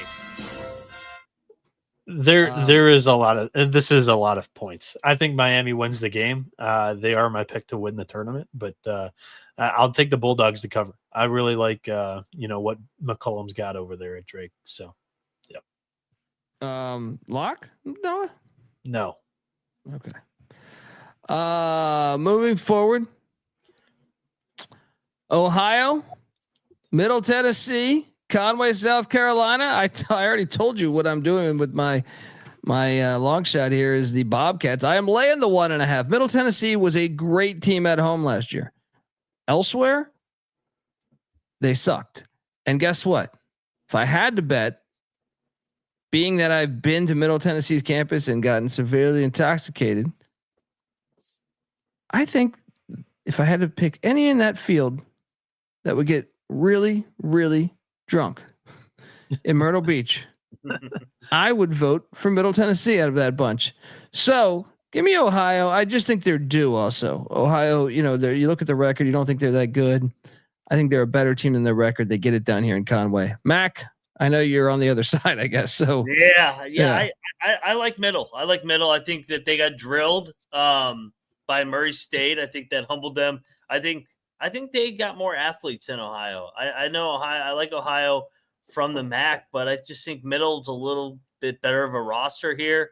Give me a Middle Tennessee to win outright. Lock. Yeah, battle. Let's go. Let's battle early. He's flowing. I am not going to bet this one, but I favor being on the Ohio side a little bit more than Middle Tennessee because of the spot here. They just got drilled by Memphis. They also lost by 10 against Illinois State. But I love the continuity on this team. And I'm going to bet on I'm not betting in this game, but I'm going to put my mouth where the experience is in this one. And I like Ohio and what they have returning. They both got drilled. We got a battle in Conway. Dundee with the Bobcats. Mac with the Blue Raiders. All right. Well, stay games. This one, LaSalle, UC San Diego at Daytona Beach, Florida. I got to be honest. I thought about this game way too long today. I was like, I struggle with this game, man. I think UC San Diego is going to pull the upset. This, if you want to call it that. This is a good game. I really struggle with this one. No lock. I'm fascinated to hear what you guys say about this one because I think it's a game. Mac? I like UC San Diego. Disappointing home loss coming into this tournament, but I liked what I've seen from them in the other games. Opening night against San Diego State, that was a war. LaSalle's as high as they're going to get, man. They're 4-0 right now, and I like Dunphy as a dog, not as a favorite. I'm tempted to bet UC San Diego. I think they're going to win the game outright. I'm going to say I think the wrong team's favored in this one as well. I think the Tritons win. All right, let's game. bet it. Let's bet go. Let's Come bet on, it. day action. Let's bet it. Triple lock? Guys, I'm not going to bet this one either. This fucking guy. This guy over here. Double lock on UC San Diego, the Tritons. Look at this guy with this. What do you call that thing that's in his hand there? A Triton. That's the Triton. Is that an actual Triton? Yeah, I believe that's I just the know Triton. for the keyboards. That's pretty fucking badass. Yeah. You can get a 2 out there. That's a big half point, baby. This is going to be a tight one. Let's go.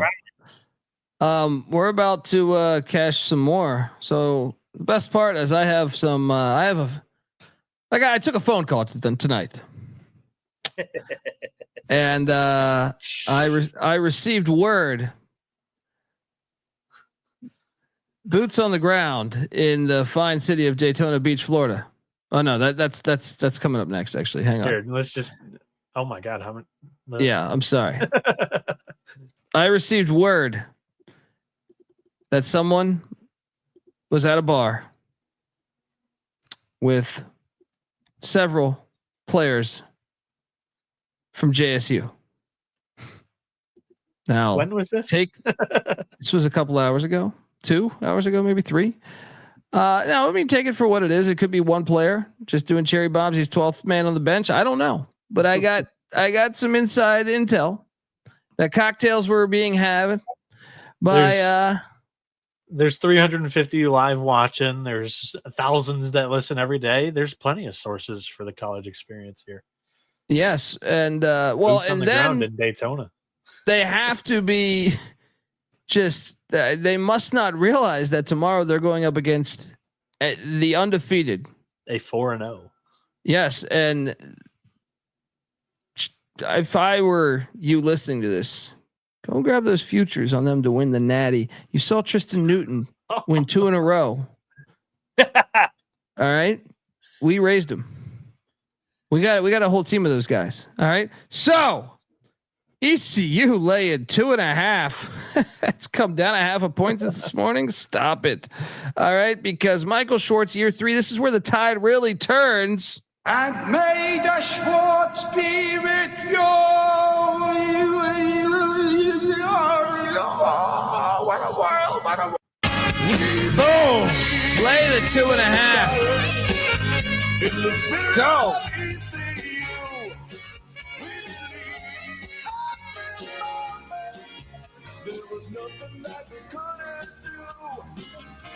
We set out to Daytona Beach. Be the same. Never be the same. 'Cause we believe. The sacks. Mac? I was looking to see what you guys have done in the preseason tournaments, but I do agree with you. Jack State just played their game of the year. They beat Coastal by about 25 on the road. They made every shot. They haven't been making shots like that all year. I like ECU to pull away, win by 7-9. I'll lock it up with you. Let's go Pirates. Oh, the song is back. I am also going to come on this. I triple lock it. I think if there's a program and a team and a fan base that is used to the Daytona scene, Colby, it's got to be the Pirates from Greenville. I'll trust East Carolina game 1, and I trust the source that is already telling us that Jacksonville State's having a little bit of fun in the bars right now in Daytona. So that's what I'm talking about. With the Pirates. That's what I'm saying. We're not going to be afraid of checking into a hotel and seeing a used condom on the ground. You know what I mean? Joking. But may the Schwartz be with you. What a world. Triple lock. 3 times. We got to play that song. You should be so lucky. And why didn't we have odds on this fine contest down there? What's the SummerSlam? I forget the name of this thing. You got to take it up with BetMGM and the other books. I'll give them a phone call after ECU hits. So now let's move back to the likes of there we go. Charleston, South Carolina. Oklahoma State is laying 1.5 against Florida Atlantic. FAU. I've already kind of revealed my hand here. I am on FAU. I am taking the 1.5. And I can be talked into a lock, Mac. Yeah, I mean, I'll put my Big 12 bias aside here. I think FAU, you look at what they've done. They went to the bounce house, competed. Then they played in a crazy overtime game with Charleston. Then they played a crazy overtime game with Liberty. I think they're more battle tested. I think Lutz is a good coach, but the roster's not there yet. And Jakus is familiar with the Big 12 over at FAU. So give me FAU, lock it up. I think Let's go. Favored. Let's go. It's gonna flip, I think. This is a triple lock. Oh, the locks are flowing. Yeah. I'm on Florida Atlantic in this one. We've already talked about it when we were previewing the tournament. They've already played on this court twice during last weekend. They probably practiced here throughout the week because they did not leave Charleston. They didn't go back to Boca. And Oklahoma State, in my opinion, has been playing with fire throughout the year so far. Green Bay, St. Thomas, Southern Illinois all had chances to knock off the Cowboys in the second half of their games. Give me Florida Atlantic. I think that they win this one outright by at least 5 points. I would take an alt line here. Triple lock on the Owls. Who is going to make us cash tomorrow night? The Owls are. Julio, right. Real quick, Julio, where's that stat from? What do you mean they're 8-0 against non-conference teams? They're only 3-0 on the year. Yeah, this is a wild stat. It's a brand new coach. Yeah. I was just curious where the stat was from. South Florida, Conway, South Carolina. We just talked about them. They're laying 8.5 against the Portland Pilots. I mean, Portland looked good against the bigger brother, the Oregon Ducks, the other day. So, I mean, I want this pilot. It's a matter of national security.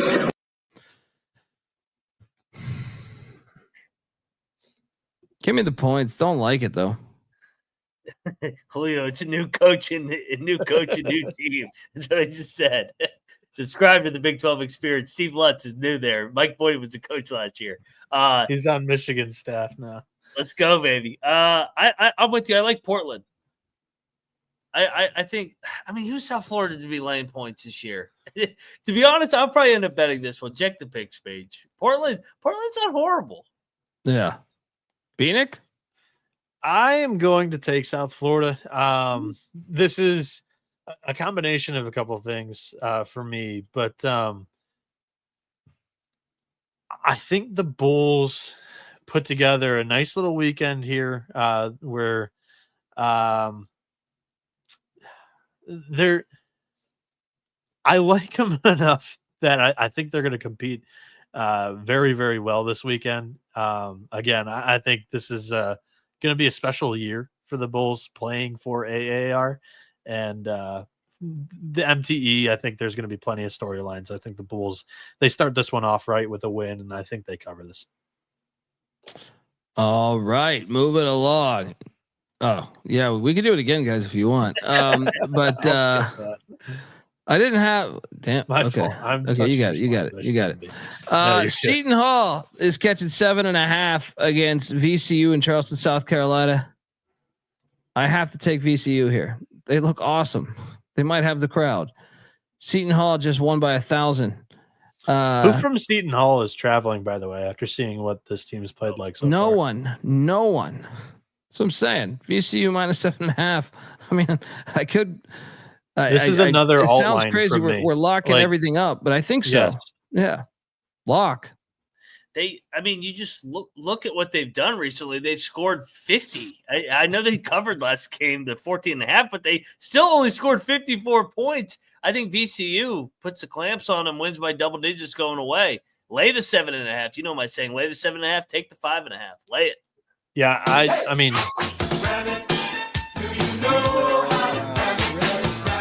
What's up, Bieniek? Look at Seton Hall's schedule that they've played so far. St. Peter's, Fordham, Hofstra, Wagner, and yet they have the 262nd ranked offense with a 44.5% effective field goal percentage, which is 301st in the nation. Normally, you don't want to take too many stats into account when there's just this small of a sample size, but the schedule hasn't been great, and these guys have been terrible offensively. And you're going up against a VCU team that has just been lights out from deep, and that's kind of what you can do against the Seton Hall defense. It's a very good defense, and I already said it earlier in the show as well. They suffocate you inside, but I think VCU's got the shooters to make this one kind of non-competitive late.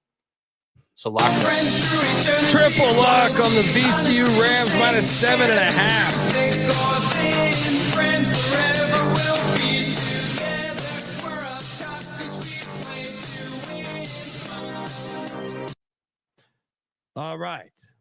Monmouth, Youngstown State, in Nacogdoches, Texas. What the fuck is happening here? There's no Penguins in Texas. What is this game? Youngstown State's laying 5. Give me Monmouth +5. This is a hard handicap. It's in the most random fucking place. I think Youngstown's better than Monmouth, but not really by too much. No one's going to have the crowd. No one will be at this game. 0 people outside of the refs and family the basketball players. I don't even know if the camera crew's showing up. Mac, am I an idiot for taking the 5 with Monmouth? No. Monmouth's a lock. Monmouth's going to win their first game tomorrow. Youngstown coming off the crazy overtime game where they all out effort against Syracuse, probably should have won the game. You look at what Monmouth has done. They were in that game the entire way against Wichita. They hung in with Rutgers the game before that. This Monmouth team is getting better and better. Youngstown State has a new head coach in Faulkner. Monmouth, King Rice, they're going to get their first win tomorrow. I got Monmouth outright lock it. All right, let's do it. This game makes no sense. Let's go. Yeah, let's go. 5 points on a neutral in the most random spot. No one's ever heard of the damn town. None of their fan base, none of their alumni has heard of this town. Bieniek? I'm going to take Monmouth. Like Mac had pointed out recently, this is a young team that play with a lot of heart, and they play to the final whistle too. A lot of those games were tight late, like you mentioned with Wichita State. Yeah, I'll take the points, but I'm not going to bet this one. I'm going to stay away here. Moving forward, we're going back to Daytona Beach, Toledo, Stetson. Toledo's laying 13.5. Stetson's going to have the crowd. Are they? Oh man. It's a lot of points. Yeah, I got to take it. But I definitely am not locking this one. No, what are you doing here? No bet here. Stetson, I mean, they covered the other day against Oklahoma. Toledo, I mean, what are they thinking about? They're going down to Florida. They're just happy to be in the sunshine out of fucking Ohio for a fucking weekend. Todd in the chat says, just wandered in. Y'all real degenerates gambling on everything. Yeah. We'll be dead one day. I might have had $1,000 on a marble race during COVID. So welcome to the show. Hit subscribe. Yeah. Yeah, please. My wife. What the fuck else? Yeah. Tell your friends. All right. You only live once. What are you gonna do? Huh? Go to Disneyland? You spend way more on that. I'm gonna lay the points here, guys. This is a Stetson team that got drilled by the Citadel. Let's not forget this. True. I like the Citadel. It's an interesting. Let's go. Bradley, Texas State. Bradley's laying 6.5. I already told you what I'm on. Give me Bradley minus 6.5. Lock it up. I'm not buying this Texas State bullshit. Mac, what are you doing? We're battling, right? Yeah, man. Everybody's buying this Bradley shit. They're not good away from home. Texas State, disappointing loss to Abilene Christian here. They're going to get up for this one. Texas State, money line. Texas State is a party school, so they can't handle Myrtle Beach probably better than Bradley. Bieniek, what are you doing here? I already leaked my hand here too. I think Bradley is the pick to win this tournament coming in. If you're not buying into Princeton, and I think the Braves defense is going to travel. They might not play too great offensively, but you know what Texas State can't do? They can't shoot either. So, yeah, let's take the Braves. We got a battle. Phoenix, Dundee. With the Braves. I'm not locking this. He takes him to win the fucking tournament, but he's not. It's only 6.5, Noah. Come on, it's only 6.5. I am locking it then. No, if we go back to the World War II conversation that we had last night, you're definitely France, dude. All right. No. He's always running away from these locks. No. I'm actually the United States. Like, I help out everybody. I facilitate a lot of the resources that goes into the actual battle, but I don't get drug in until somebody bombs Hawaii. No, vetoed. Not true. All right, because the battle of Normandy happened. All that shit happened, and you were not on the boat, buddy. You were in France, and me and Mac were running in to save your country. All right, coward. Robert Morris is taking on Cornell, Ithaca, New York. This is a real home game. No neutral site. Bob Morris catching 9. Cornell, damn, laying a big number. Respect them. No, I'm seeing 9.5 right now too out there. That's just too many points for me. I can't lay 9.5 with Cornell. Give me Bob Morris. Mac, what are you doing here? I'll lay it with Cornell. No bet. What's their name? Bob Morris has won their MTE. They're feeling good about themselves. That's what I'm saying. I like that confidence coming into Ithaca. Bunch of nerds. You were sold when they beat New Orleans, Lindenwood, and Stonehill. All those would do well in the Ivy. All right. When I say well, meaning they'd win a couple games.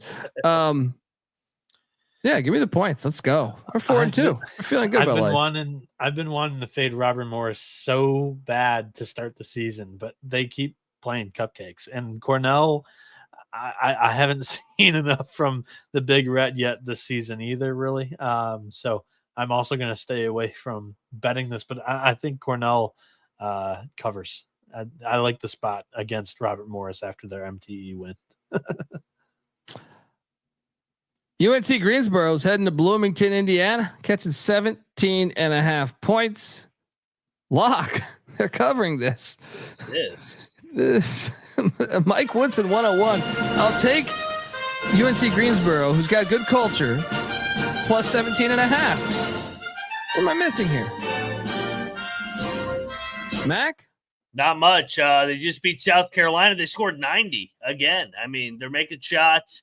Greensboro's a good team here from the SoCon, and they're looking ahead to Atlantis. I mean, they got Louisville on deck all day. Greensboro, lock it up. Yes. Greensboro's got Vegas next for what it's worth. They're not looking past Indiana. No, they're not looking past Indiana. You're right. I'm just countering with Greensboro's also got an MTE next. I'm on Sparty here too, and why not? Let's lock this one up because Indiana's got Louisville next, and they're heading down to the Bahamas. Shout out to Moronic in the chat who says he'll be at this game. Tag us on Twitter at TCE on SGPN. Let's go. We'll Assembly Hall. Hell yeah. Where the hell is our music again, huh? Got all this crazy shit on here. No, not that one. This one. Okay. Triple lock. UNC Greensboro plus 17.5. All right. Eastern Michigan, Oakland. Noah, why are you not at this game? Because all these other games are on. Yeah. This is a fire slate of games. And, the Golden Grizz are laying 8.5 in Rochester. It's too many points for my Eagles. You know I'm EMU through and through. All right. Give me my Eagles plus 8.5. Mac, what are you doing here? Just like a confidence booster game. Can't be blowout. I'll lay with Oakland. They've been playing. Hey, they actually been playing all right recently against Kansas, Illinois. Everybody's remembering that Boise game. I think Oakland's gonna open it up against this frauds from EMU. Don't you talk bad about my boys. I've always said it from the get-go. I don't know. Was Kramer Central and Colby was Eastern and Sean maybe Western or whatever. My team has always been Oakland. Closest D1 team to my residence. The Golden Grizzlies I ride or die with. Give me Campy.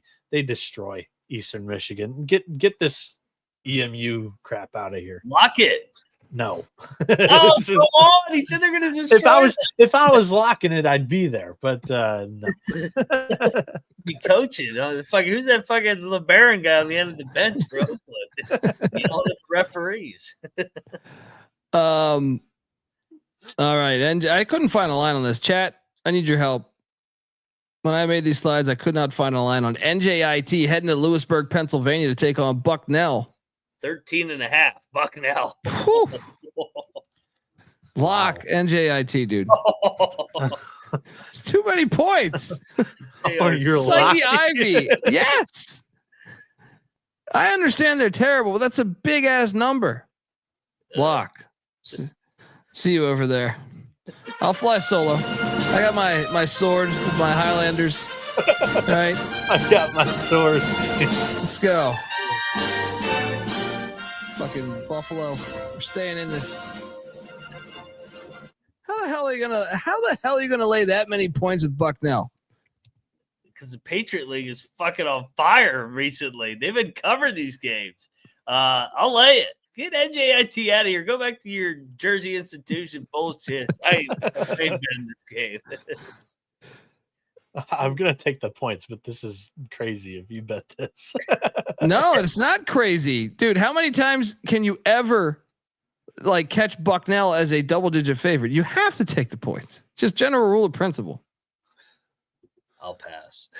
Yeah, I'm not interested. Baylor, St. John's in the Bahamas. There is a cafe, a diner. I looked it up earlier today. 2.3 miles away from the stadium. But this game's awesome. I was really conflicted with this. I got Baylor as my team to win the Big 12. I got St. John's as my team to win the Big East. I'm just all over the place here. But I believe that Rick Pitino has had this one circled. Baylor's been going through the gauntlet. I just feel like it's another good team on the schedule. I think Pitino's been waiting for this one. Give me the Johnnies plus 2.5. or just ride the money line. This game's awesome. I can't wait. Who's more likely to get absolutely shit hammered though in the Bahamas? It's probably the Johnnies, right? Probably. Mac, what are you doing here? I'm locking Baylor. I think they're better than the St. John's. St. John's off of New Mexico, the Pitino Bowl. I don't think they're going to punk Baylor on the glass like they did New Mexico. I think the Baylor guards can neutralize the St. John's guards. And Scott Drew ain't a bad coach himself. He's a Hall of Famer as well. So give me Baylor, lock it up, -2.5. Let's go. We got a couple. Have you paid attention to the injury scene there? Who's banged up? Well, I mean, Love's been out for the entire season. So. Oh, yeah, he hasn't played yet. I thought you were going to say like in Jonga too. But I mean, I don't think Jonga is too much of an impact for this team. O'Meara playing at the 5 is nothing he's not used to. So it's Ojawuna. Whatever. What's that? I'm on St. John's in this one. I'm a little bit nervous about Baylor so far. One, I don't trust the defense, and I made that known from the preseason here, and I still haven't seen anything to make me get off of that thought. And the other thing here is I think this is a Baylor group that has also, had trouble with turnovers. Both Roach and O'Meara, some turnover trouble, and then also you have a freshman point guard Rob Wright, who's gotten some playing time, and VJ Edgecombe as well. Like 2 freshman guards, and then also the 2 vets that have had turnover mistakes. St. John's is going to press in this one, and I think this is an opportunity for the Johnnies to showcase that new group of players that I think is going to really upgrade the offense from what it was last season. I don't have a lock on this though. I'm just going to watch. The Baylor zone gets some cross fence on it. Moneyline Mac did lock up the Baylor Bears. Mercer taking on South Carolina and Columbia. The South Carolina is like the mecca for college basketball tomorrow. You got games in Conway, games in Charleston all day, and then you got Clemson and South Carolina on the card as well. The hell's going on? The Palmetto State, the basketball state apparently. Mercer's catching 18.5. Are we gonna go back to this? Can we go back to this, Mac? I'm taking the points. No wager. I'll take the points, no wager. What are you doing here? Oh, I took the points. No. Oh, okay. Yeah, I'm also going to take the points because South Carolina off the Indiana beat down, and a little bit of a sandwich spot as they play Xavier next in Fort Myers, the MTE there. So I'm going to take the points with Mercer. Syracuse, Texas, and Brooklyn, New York. Syracuse catching 10.5 points. I know Syracuse looked like shit all 3 games. They got very fortunate to win all 3 of them. But this is a Syracuse home game in Brooklyn, New York. Yeah. I'm locking up Syracuse plus 10.5. They stay in this game.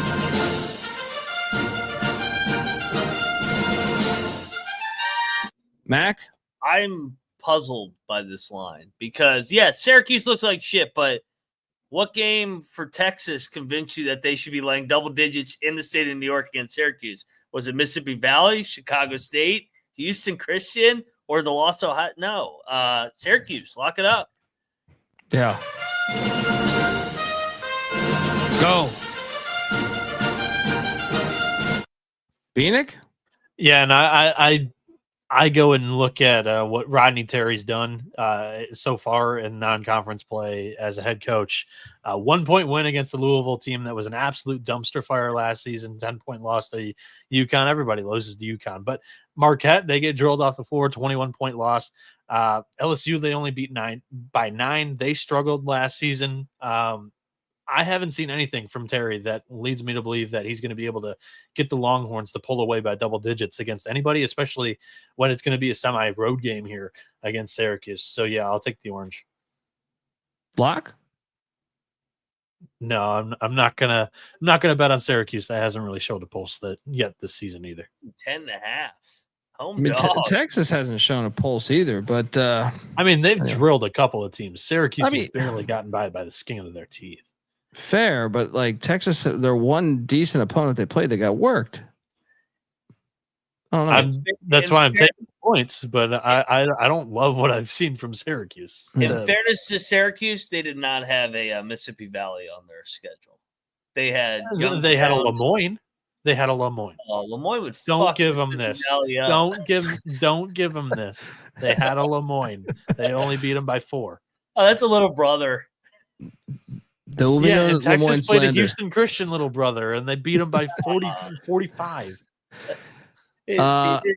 Noah's secretly padding that Texas number 3 ranking in the college football. I know that bullshit. Absolute bullshit. Don't go there.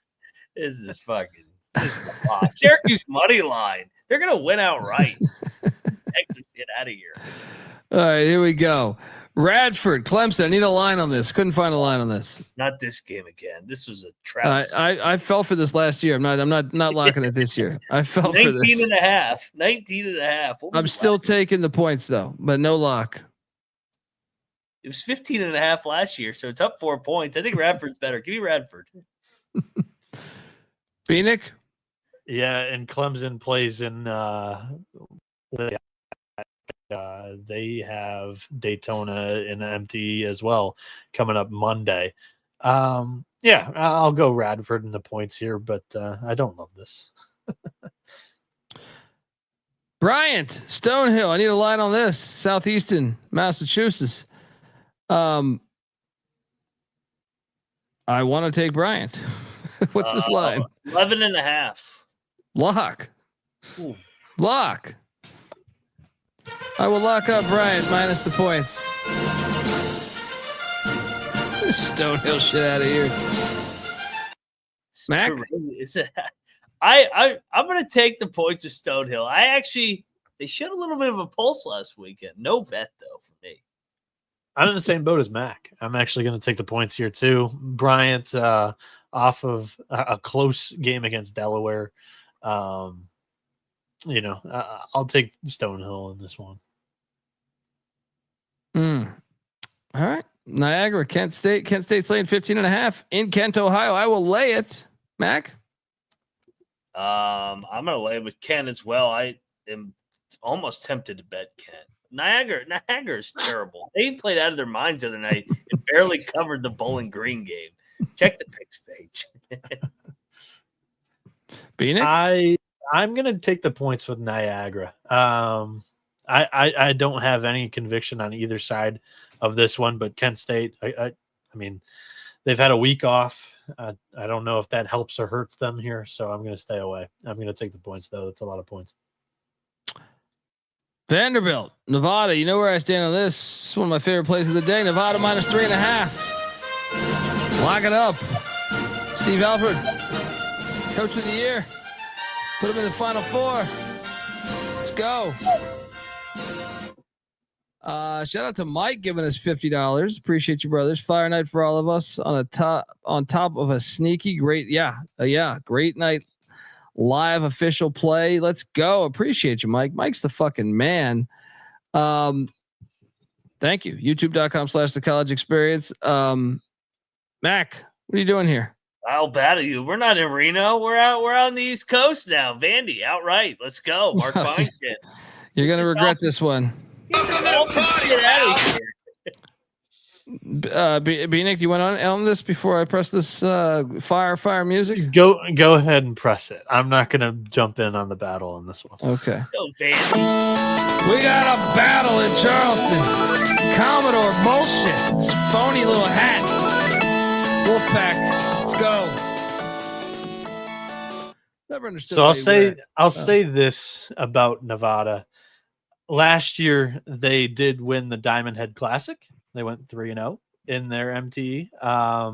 And Vanderbilt hasn't played a road game yet either this season. For what it's worth, I am a little bit higher on this Nevada team than I am Vandy, but I don't know what to make out of Vandy yet. All they've done is beat Cal, which was without their head coach, Jackson State, Southeast Missouri, and Maryland Eastern Shore. So I'm going to wait and see. This one's going to be a great game, though, I think. Can you imagine going to war with one of these hats? Commodores. So puzzling back then. Civil War. I have so many questions about the logic back then. Just like, I'm just going to stand there and take a bullet while these guys, they're reloading. So just, yeah. Hey, kill me. It's like just horrible. Horrible. You got, like everyone's got swamp ass walking through the South. It's fucking horrible. You're in denim. You're wearing fucking denim. It's the worst. It's like I watch all these little Civil War documentaries. Ken Burns. That had to be the worst time. That was a terrible fucking time. That was just a terrible time to live. You got to wear one of these fucking hats like this. I know it's not exactly, but I'm saying like a lot of people wear those fucking hats. It's terrible. What do you think? What are your thoughts on the Civil War, Noah? It happened. It was fought for a really good cause. But I'm saying, can you imagine like in the summer months going like trotting through fucking North Carolina, or South Carolina or wherever? Just they wanted to look good doing it. I love red or blue instead of camouflage. You know. What'd you say, Mac? I'm sorry. I love the Civil War documentaries. Yeah, man, they're all fire. Yeah. Oh, they're fucking great. But I never understood like we shot our musket. I'm just gonna have a team that just sits there and just like you have pride that you're just gonna take a fucking musket to the face or the chest. It's like kamikaze pilots at that point. At least run in like zigzags or something. What are we doing here? The bullets are all terrible. It's fascinating to me that they just could brainwash people. No, just stand there and take the bullet. Take the fucking bullet.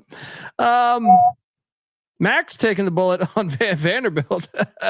We got a fun one here in Conway, Arkansas. What a game. What's this line? I couldn't find this line. What do you think it is?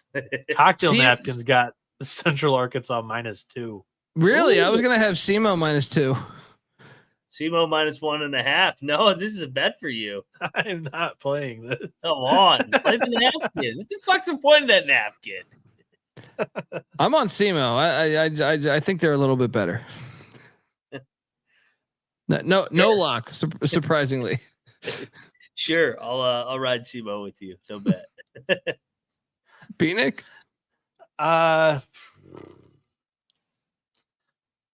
I'll go SEMO as well. I think they've played the better composition. They've, competed. Central Arkansas has gotten ran by 2 Utah schools and a Western Illinois team. They only lost by 2, but that Leathernecks team is really suspect in my eyes right now. Clark, we did a whole thing on Georgetown's fan turnout tonight. You should check it out at the beginning of the episode. We want your take on that. I have been ODing on the History Channel at my parents' house. That and Forensic Files, I OD on anywhere. It's like my go-to anytime I'm at a hotel.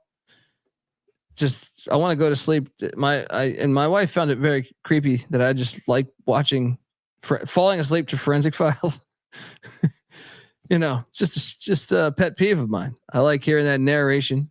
I wonder who narrates that. I need to look up his credits. Anyway, Presbyterian, Stephen F. Austin. Do we have a line on this? Stephen F. -8.5. I will lay the 8.5, and you can talk me into a lock here, Mac. Yeah, I mean, I think it's the right side. Presbyterian, I'm trying to remember what they've done on the road so far. At Kennesaw, they kind of got lost by 18 at Kennesaw. They were competitive with NC State. They only lost by 9. It's Stephen F. Austin's first home game against a D1 opponent. I'll lay the points with the Lumberjacks. It kind of does feel like the Stephen F. spot, kind of like Bob Morris, where it's their MTE, feeling good, make a statement. Yeah, I'll bet Stephen F. Let's go. Double lock on the Lumberjacks. Presbyterian. What is Presbyterian doing in Nagadocious? Naga to win here. That's what Presbyterian's going to do here. Not going to cover either. Where'd they fly into? Yeah, I have no fucking idea. I've spent a lot of time in Texas and I've never seen a sign. I've driven through Texas like 30 times. And I've never once seen a sign for Nacogdoches that I recall. I have. It's I was on my way to Houston one time, and yeah, I saw the sign there. Yeah, didn't stop in though, huh? No, it wasn't on the top of my list. Stephen F. Sorry, guys. UT Martin's heading to Corpus Christi. Maybe you stop there. This is a great logo. Is that real? I've never seen that before. Which Corpus Christi one? Yes, that is real. Both are real, but both logos are fine. I mean, I love the UT Martin one too, dude. What's this line? We got line on this one, dude. This line is 9.5. Martin's been chippy. I know. Lock. I agree. I mean, Corpus Christi. This is their first home game, but still, I mean, UT Martin. They should have won it Longwood on Saturday. They were competitive with North Alabama until the wheels fell off at the end. They won at Illinois State. I like UT Martin again. The Jukes. Skyhawks. That's a fire logo too. People sleeping on the Skyhawks logo. Bieniek, what side you on? I think it's a little too many points for the Skyhawks here. And Jeremy Schulman, I think he's a great coach, and he's gotten the guys to play pretty well so far this season. All of these games have been pretty close for most of the game. So I think they keep it within the 9.5 here. I want this pilot. It's a matter of national security. Lindenwood is taking on the Crusaders of Valpo with their logo. Just looks like just absolute shit. It's like this dude fell in shit. Valpo's laying 10.5. Have they ever laid 10.5 since Bryce Drew left? I'm a little bit rattled here because I think I took Lindenwood, one of the several 40-point loss bets that I've placed this year. I think one of them was Lindenwood, if memory serves me correct. I'm still taking Lindenwood. What are you doing here, Mac? I think they're daring you to take Lindenwood with that 10.5. Let me lay it with Valpo here. Random. No lock here. They win by 12. Bieniek, what are you doing here? This one smells like absolute shit, just like that guy in whatever that brown shit is that he's covered in. So, yeah, I mean, this happened once or twice with the whatever you want to call them, the Crusaders or the Beacons last year, and they actually would get up in these stomp spots and beat somebody up randomly. I'll lay the points in this one. Shout out to our friend Cody Frazier. Yeah, I got really fucked up in Valpo once in college. Terrible town.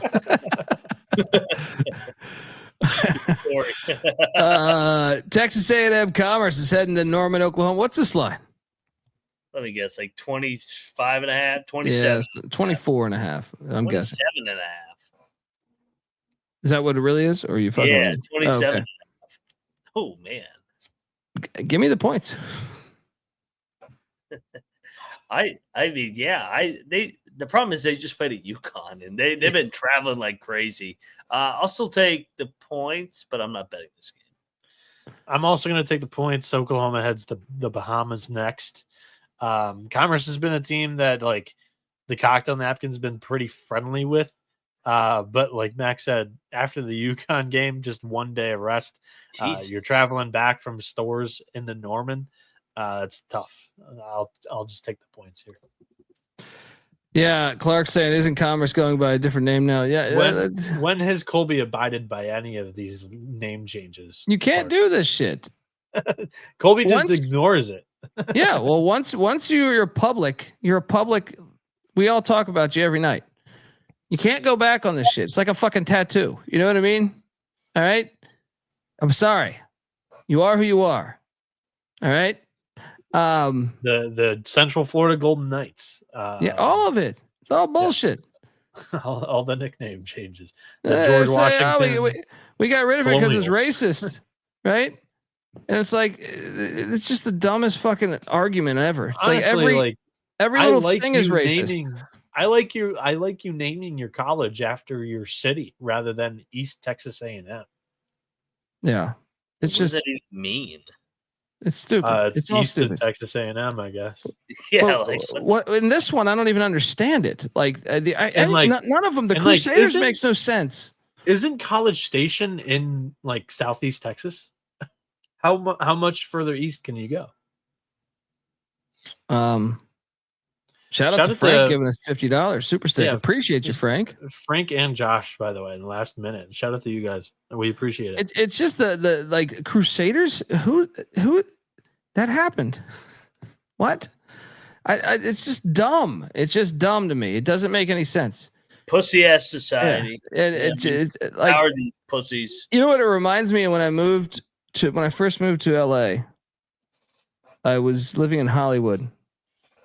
And like honestly, one of the first couple of weeks that I was living there was a gigantic school shooting. I don't remember which one. It shows how ridiculous our shit is right now, but or was and is. But there was like I'm going to the subway, like the subway station, not the sandwich, not the place with the artist, the sandwich artists that are so fantastic. But the actual train, and there was like like 200 people, or I don't know, 100 people protesting, blaming the Hollywood violent films like The Matrix and Reservoir Dogs for the school shooting. That's what it reminds me of. It's like no one's connecting these things. You know what I mean? Like, what are we talking about? Just a stupid world. Anyway, Central Connecticut State. I think we got a classic Nor'easterner here. Central Connecticut State is taking on Sacred Heart. Fucking Sacred Heart is, what's this line? Because the real Blue Devils are going to fuck them up, dude. They are laying 3.5. This is insulting. Central Connecticut State's a much better team. I'm laying it.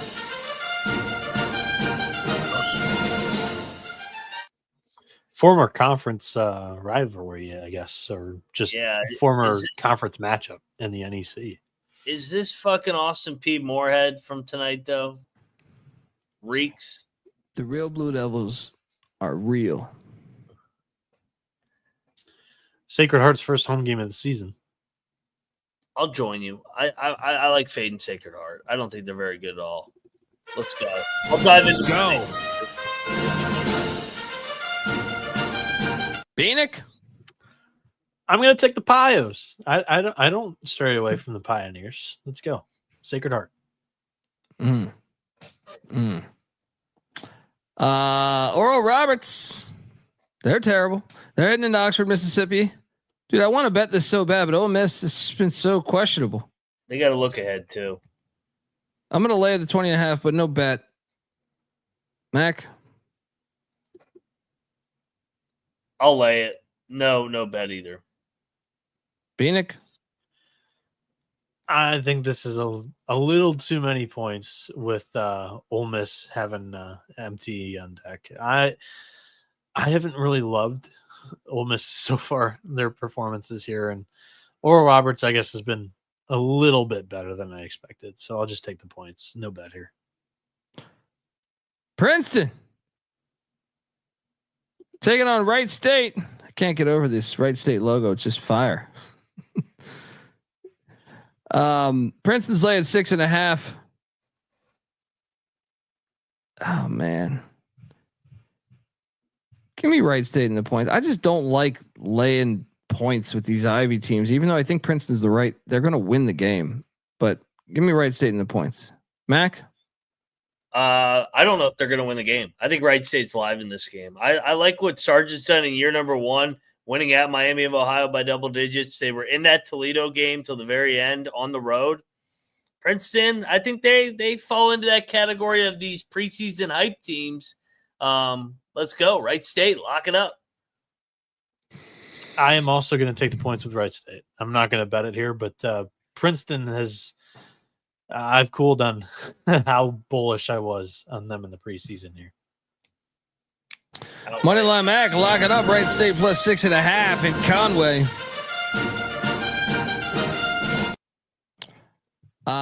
Tarleton State's heading to Ann Arbor. Michigan's laying 30.5. Lay it. Tarleton's fucking horrible. Lock this up. Tarleton. 96-62 loss against SMU, 91-62 loss against Sam Houston, 72-52 loss against Florida State. I mean, Seminoles, I'm not sure what you're getting from them this year, but Baylor beat them 104-41. Michigan loves to run, top 100 tempo in the country, and they've been money from three, shooting at 64.5% so far this season. It's been nuts. There is a little bit of a look ahead here with Virginia Tech on deck in Fort Myers, but Virginia Tech, I don't think draws that look ahead. One more time, I'm actually going to buy into Michigan at home in a stomp spot. This is a super young Charleston team that I'm fully out on. I'm taking. I'm not locking it, but I'm going to lay it with Michigan. I'm not locking it either. Charleston, I will say, a couple years ago, they were winning at Michigan in the second half. They were, but that was a different regime. Different regime, different play style. Noah Bieniek locking up Big Blue. Biff Poggi is back on campus. Did you see that? He is. Yeah. That might be enough to cover this. His presence. Yes, of course. Moving forward. By the way, shout out to Trevor. Michigan. What did he say? Over 88.5 team total. I need a line on Grambling heading into the pit against New Mexico. 18.5.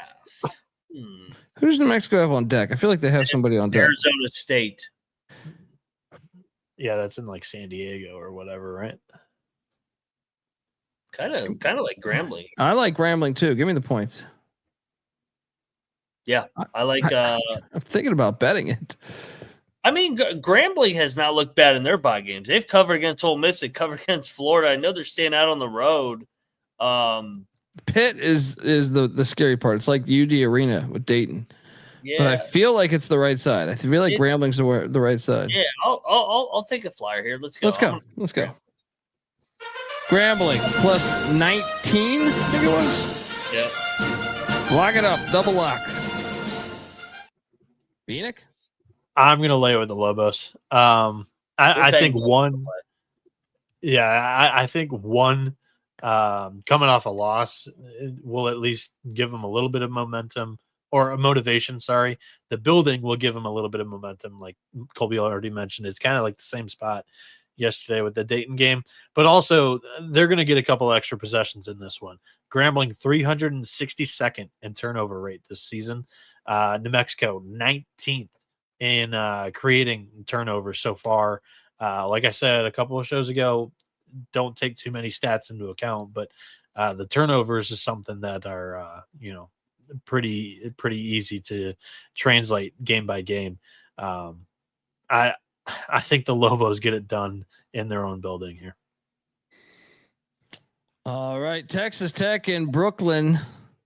Mac, why is this line 10.5? My first thought is we should bet the hell out of Texas Tech, but I'm trying to make sense. They're taking on St. Joe's. St. Joe's is what, 4-1, I believe. I don't understand why this line's so short. I feel like this should be like a 15-point spread, right? Am I crazy? Who do they have if they win? Texas. It's in Brooklyn. I kind of like St. Joe's. I'm going to take Texas Tech just because I don't think St. Joe's is any good, but like it was a puzzling one. I did this one on the SGP show this morning and I was just like, huh? Give me the Red Raiders. I think this plays out like Cincinnati last night. Like I think St. Joe's is covering from majority. Texas Tech makes their free throws wins by like 12 or 13. Bieniek? I like Texas Tech. I think St. Joe's is just getting too much respect in the market. We've seen a couple of St. Joe's lines that just seem too off. But I think this is not the game to play Texas Tech. I think you play them on Sunday here against the winner of that other game. But can't wait to see those two teams face off if both of them win their first. All right, Eastern Washington and Pullman. Dude, they played in the NIT, didn't they? I thought they played in the NIT, but I also thought in the regular season, Eastern Washington got Washington State a couple times in the past couple of years. This is a fun game. They're only like 40 minutes apart, I think, if memory serves me correct. Yeah. Washington State's laying 11.5. Look, I understand EW and both these teams are breaking in new coaches, but I just feel like, is this rigged to you? I feel like 11.5 is like a slam dunk. Am I crazy for this? No, I mean, this is David Riley's old team, EW. Yeah, I know. That's what I'm saying. He brought a lot of transfers over. I think there's a lot of familiarity, and I like Munson, man. I think EW's live in this game. I think the little brother's live in this game. I always feel like it's live, but I'm just shocked that they continue to put this number so high. Is this game? Are you sure this game's in Pullman? No, it's not. It's in Spokane. It's in Spokane. Even better. Yeah. Okay. Yeah, I love EW here. I'll lock it. Noah, we triple locking this? No, I'm not going to come with you guys. I'm actually going to lay the points with the Cougs. To me, Washington State, I mean, the Cougars have really impressed me so far this season. They destroyed Bradley. They destroyed Idaho. They beat Portland State in the opening night. But in this matchup, I think there's just a little bit more of a, Riley cares about beating Eastern Washington a little bit more than Munson maybe beating Riley. I'm going to be on the Cougars in this matchup. I disagree, man. I think the EW is there hostility against the former guy that moved on and allowed you to land at a really nice spot? You want to beat them. You want to beat him. I mean, I think Riley doesn't want to lose more than Yeah, which means he's going to coach tight.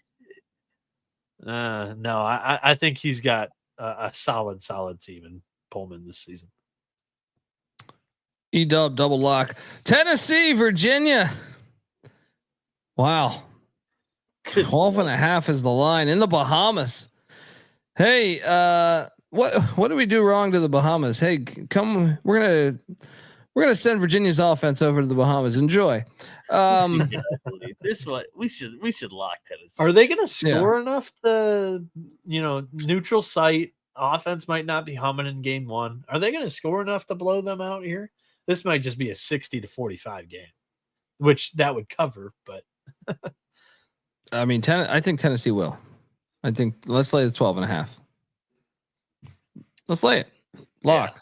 I think they're baiting you. I can recommend better games for the Bahamas. Hey, we'll call 1-800-PICK-DUNDEE, whoever put together this tournament. This would be like if these two game play styles were a football game, Colby would be all over this. True, but to me, what would help it would be on campus. If this was in Charlottesville or Knoxville, I would think this is awesome. In the Bahamas, I got nothing against the Bahamas tournament. No, I like the tournament. I don't like these teams for the tournament. You're trying to showcase college basketball, and the lay fan in the Bahamas who's trying to get into this, or whoever on TV, I just think you could have chose more exciting teams. The lay fans already rocked from the 3 games prior here. They're not going to the 9:30 nightcap. Maybe you got something there. Oregon State, the Civil War. Oh, okay. I thought you already said that. No, I didn't give it, but yeah, lay it. Mac, this is another one that I just want to bet. I want to bet Oregon really bad, but I was kind of shocked at this line. Thought it would be more like 8.5, 9, maybe even 10. 5.5. Oregon at Oregon State, the Civil War on the hardwood. Oregon State to me is phony good to me. Like their record looks nice. I think they're phony, but the line is pretty crazy to me. I just feel like Oregon's going to drill them. I'm going to lock the Beavers. Oregon State's covered 4 straight in this series. Tink's got Altman figured out. Yeah, I'm going to lock the Beavers here. Cocktail Napkins only got them a 2-point dog here at home, and they've been a cash cow so far. They've been 3-0 against the spread so far this season. And Tinkle was one of obviously he's the head coach of Oregon State, but very outraged of the Pac-12 dispersion last year. Voiced his opinion multiple times, and I think there is plenty of motivation, both from the coaching staff, the players, but also in this building. I think the Beavers get this thing done on the money line. Lock it up. I agree with Noah, man. I think they drilled them in football too, so they're not going to get drilled twice. This game's personal to Oregon State. I think Oregon State wins outright. I think Oregon's a little bit of fool's gold so far this year. Battle Dundee with the Ducks. McIntyre with the Beavs.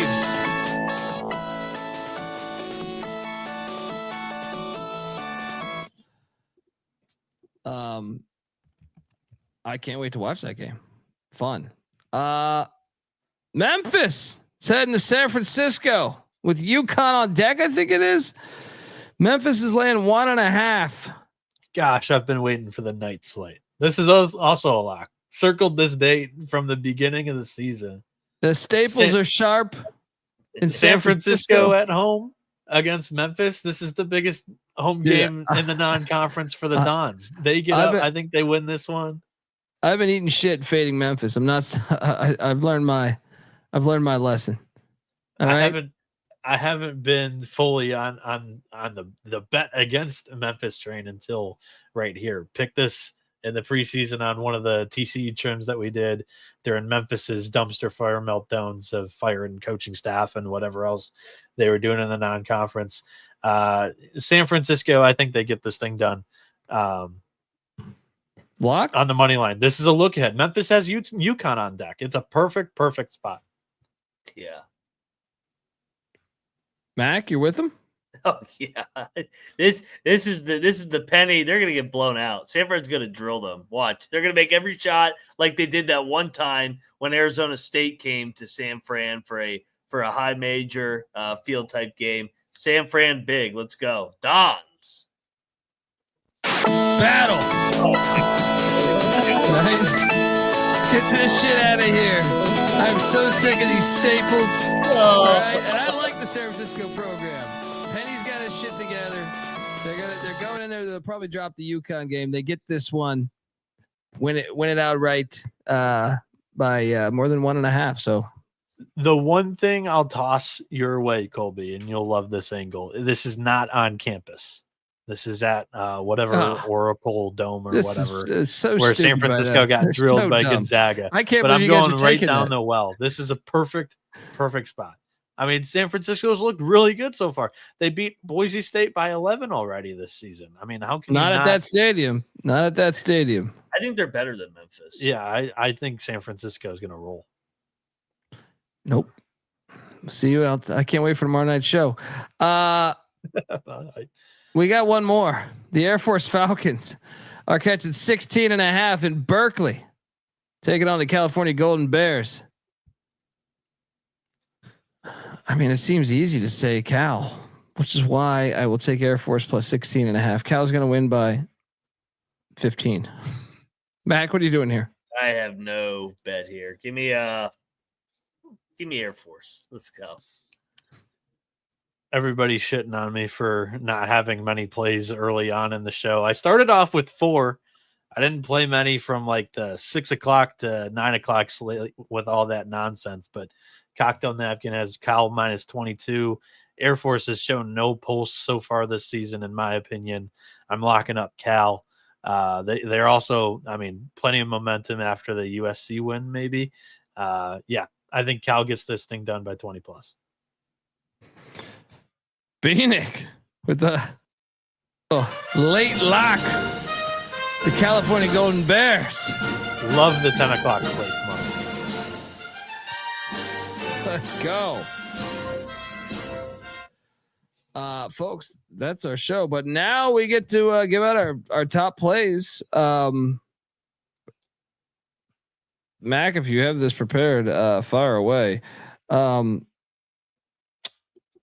I can tell you this. Nevada's one of them. Vanderbilt bullshit. I'm ready to go if you want me to go. Fire. VCU minus 7.5. I think they win that.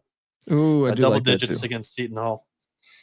Bet number 2, San Francisco plus 1.5 against Memphis. We just talked about that. Bet number 3, Florida Atlantic. I think they win that one outright, but we're getting 1.5 points with the Owls against Oklahoma State, who's looked really suspect in their 3 games so far this season.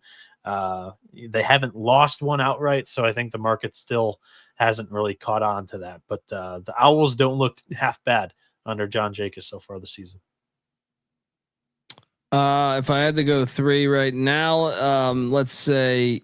I also forgot the biggest reason for that. FAU played already 2 games in Charleston, and they stayed in Charleston, probably practice in the arena. So, sorry. Give me Nevada.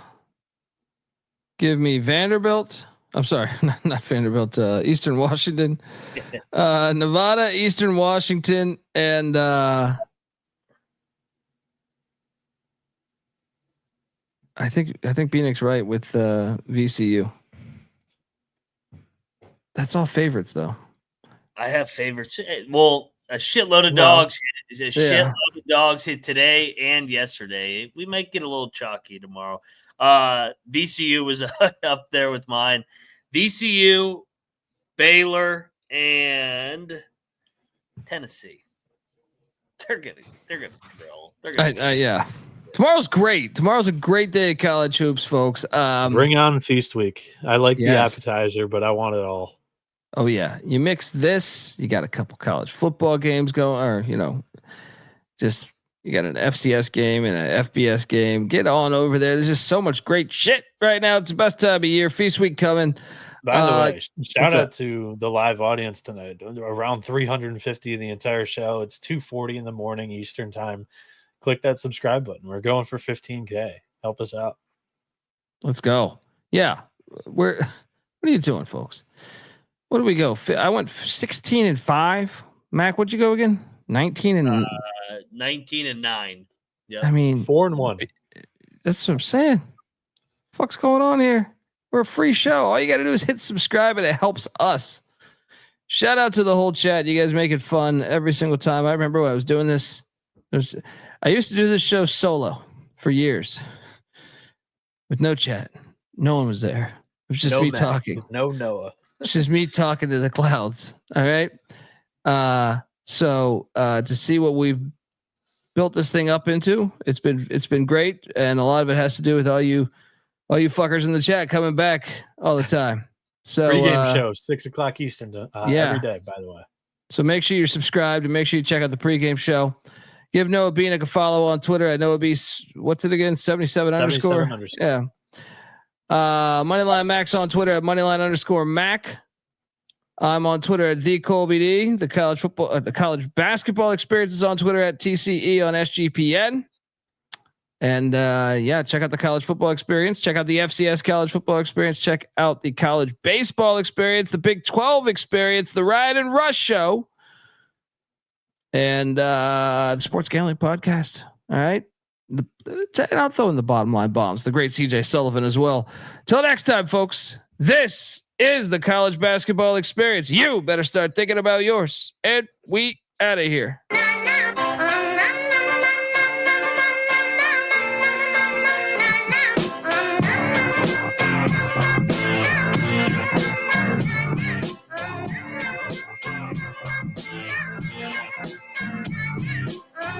Yeah, it's got me thinking about the good shit the minute that I seen you grill again. It made me good trip, good dog the mind back like dog but wind that. Man, I didn't get mad when you near me, hit me can back, but the comings on was strong. Now my shit's coming along, you know the song. The truth is I'm pretty much on fire again. It's heating up for real, I'm alive again. And that's the attraction factor. Vancouver, Michigan with my rap disaster. Yeah, you know you want it how you want it. No need to trip cause I got it, doggone it.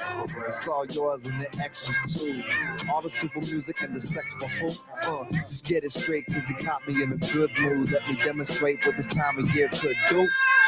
Sing it.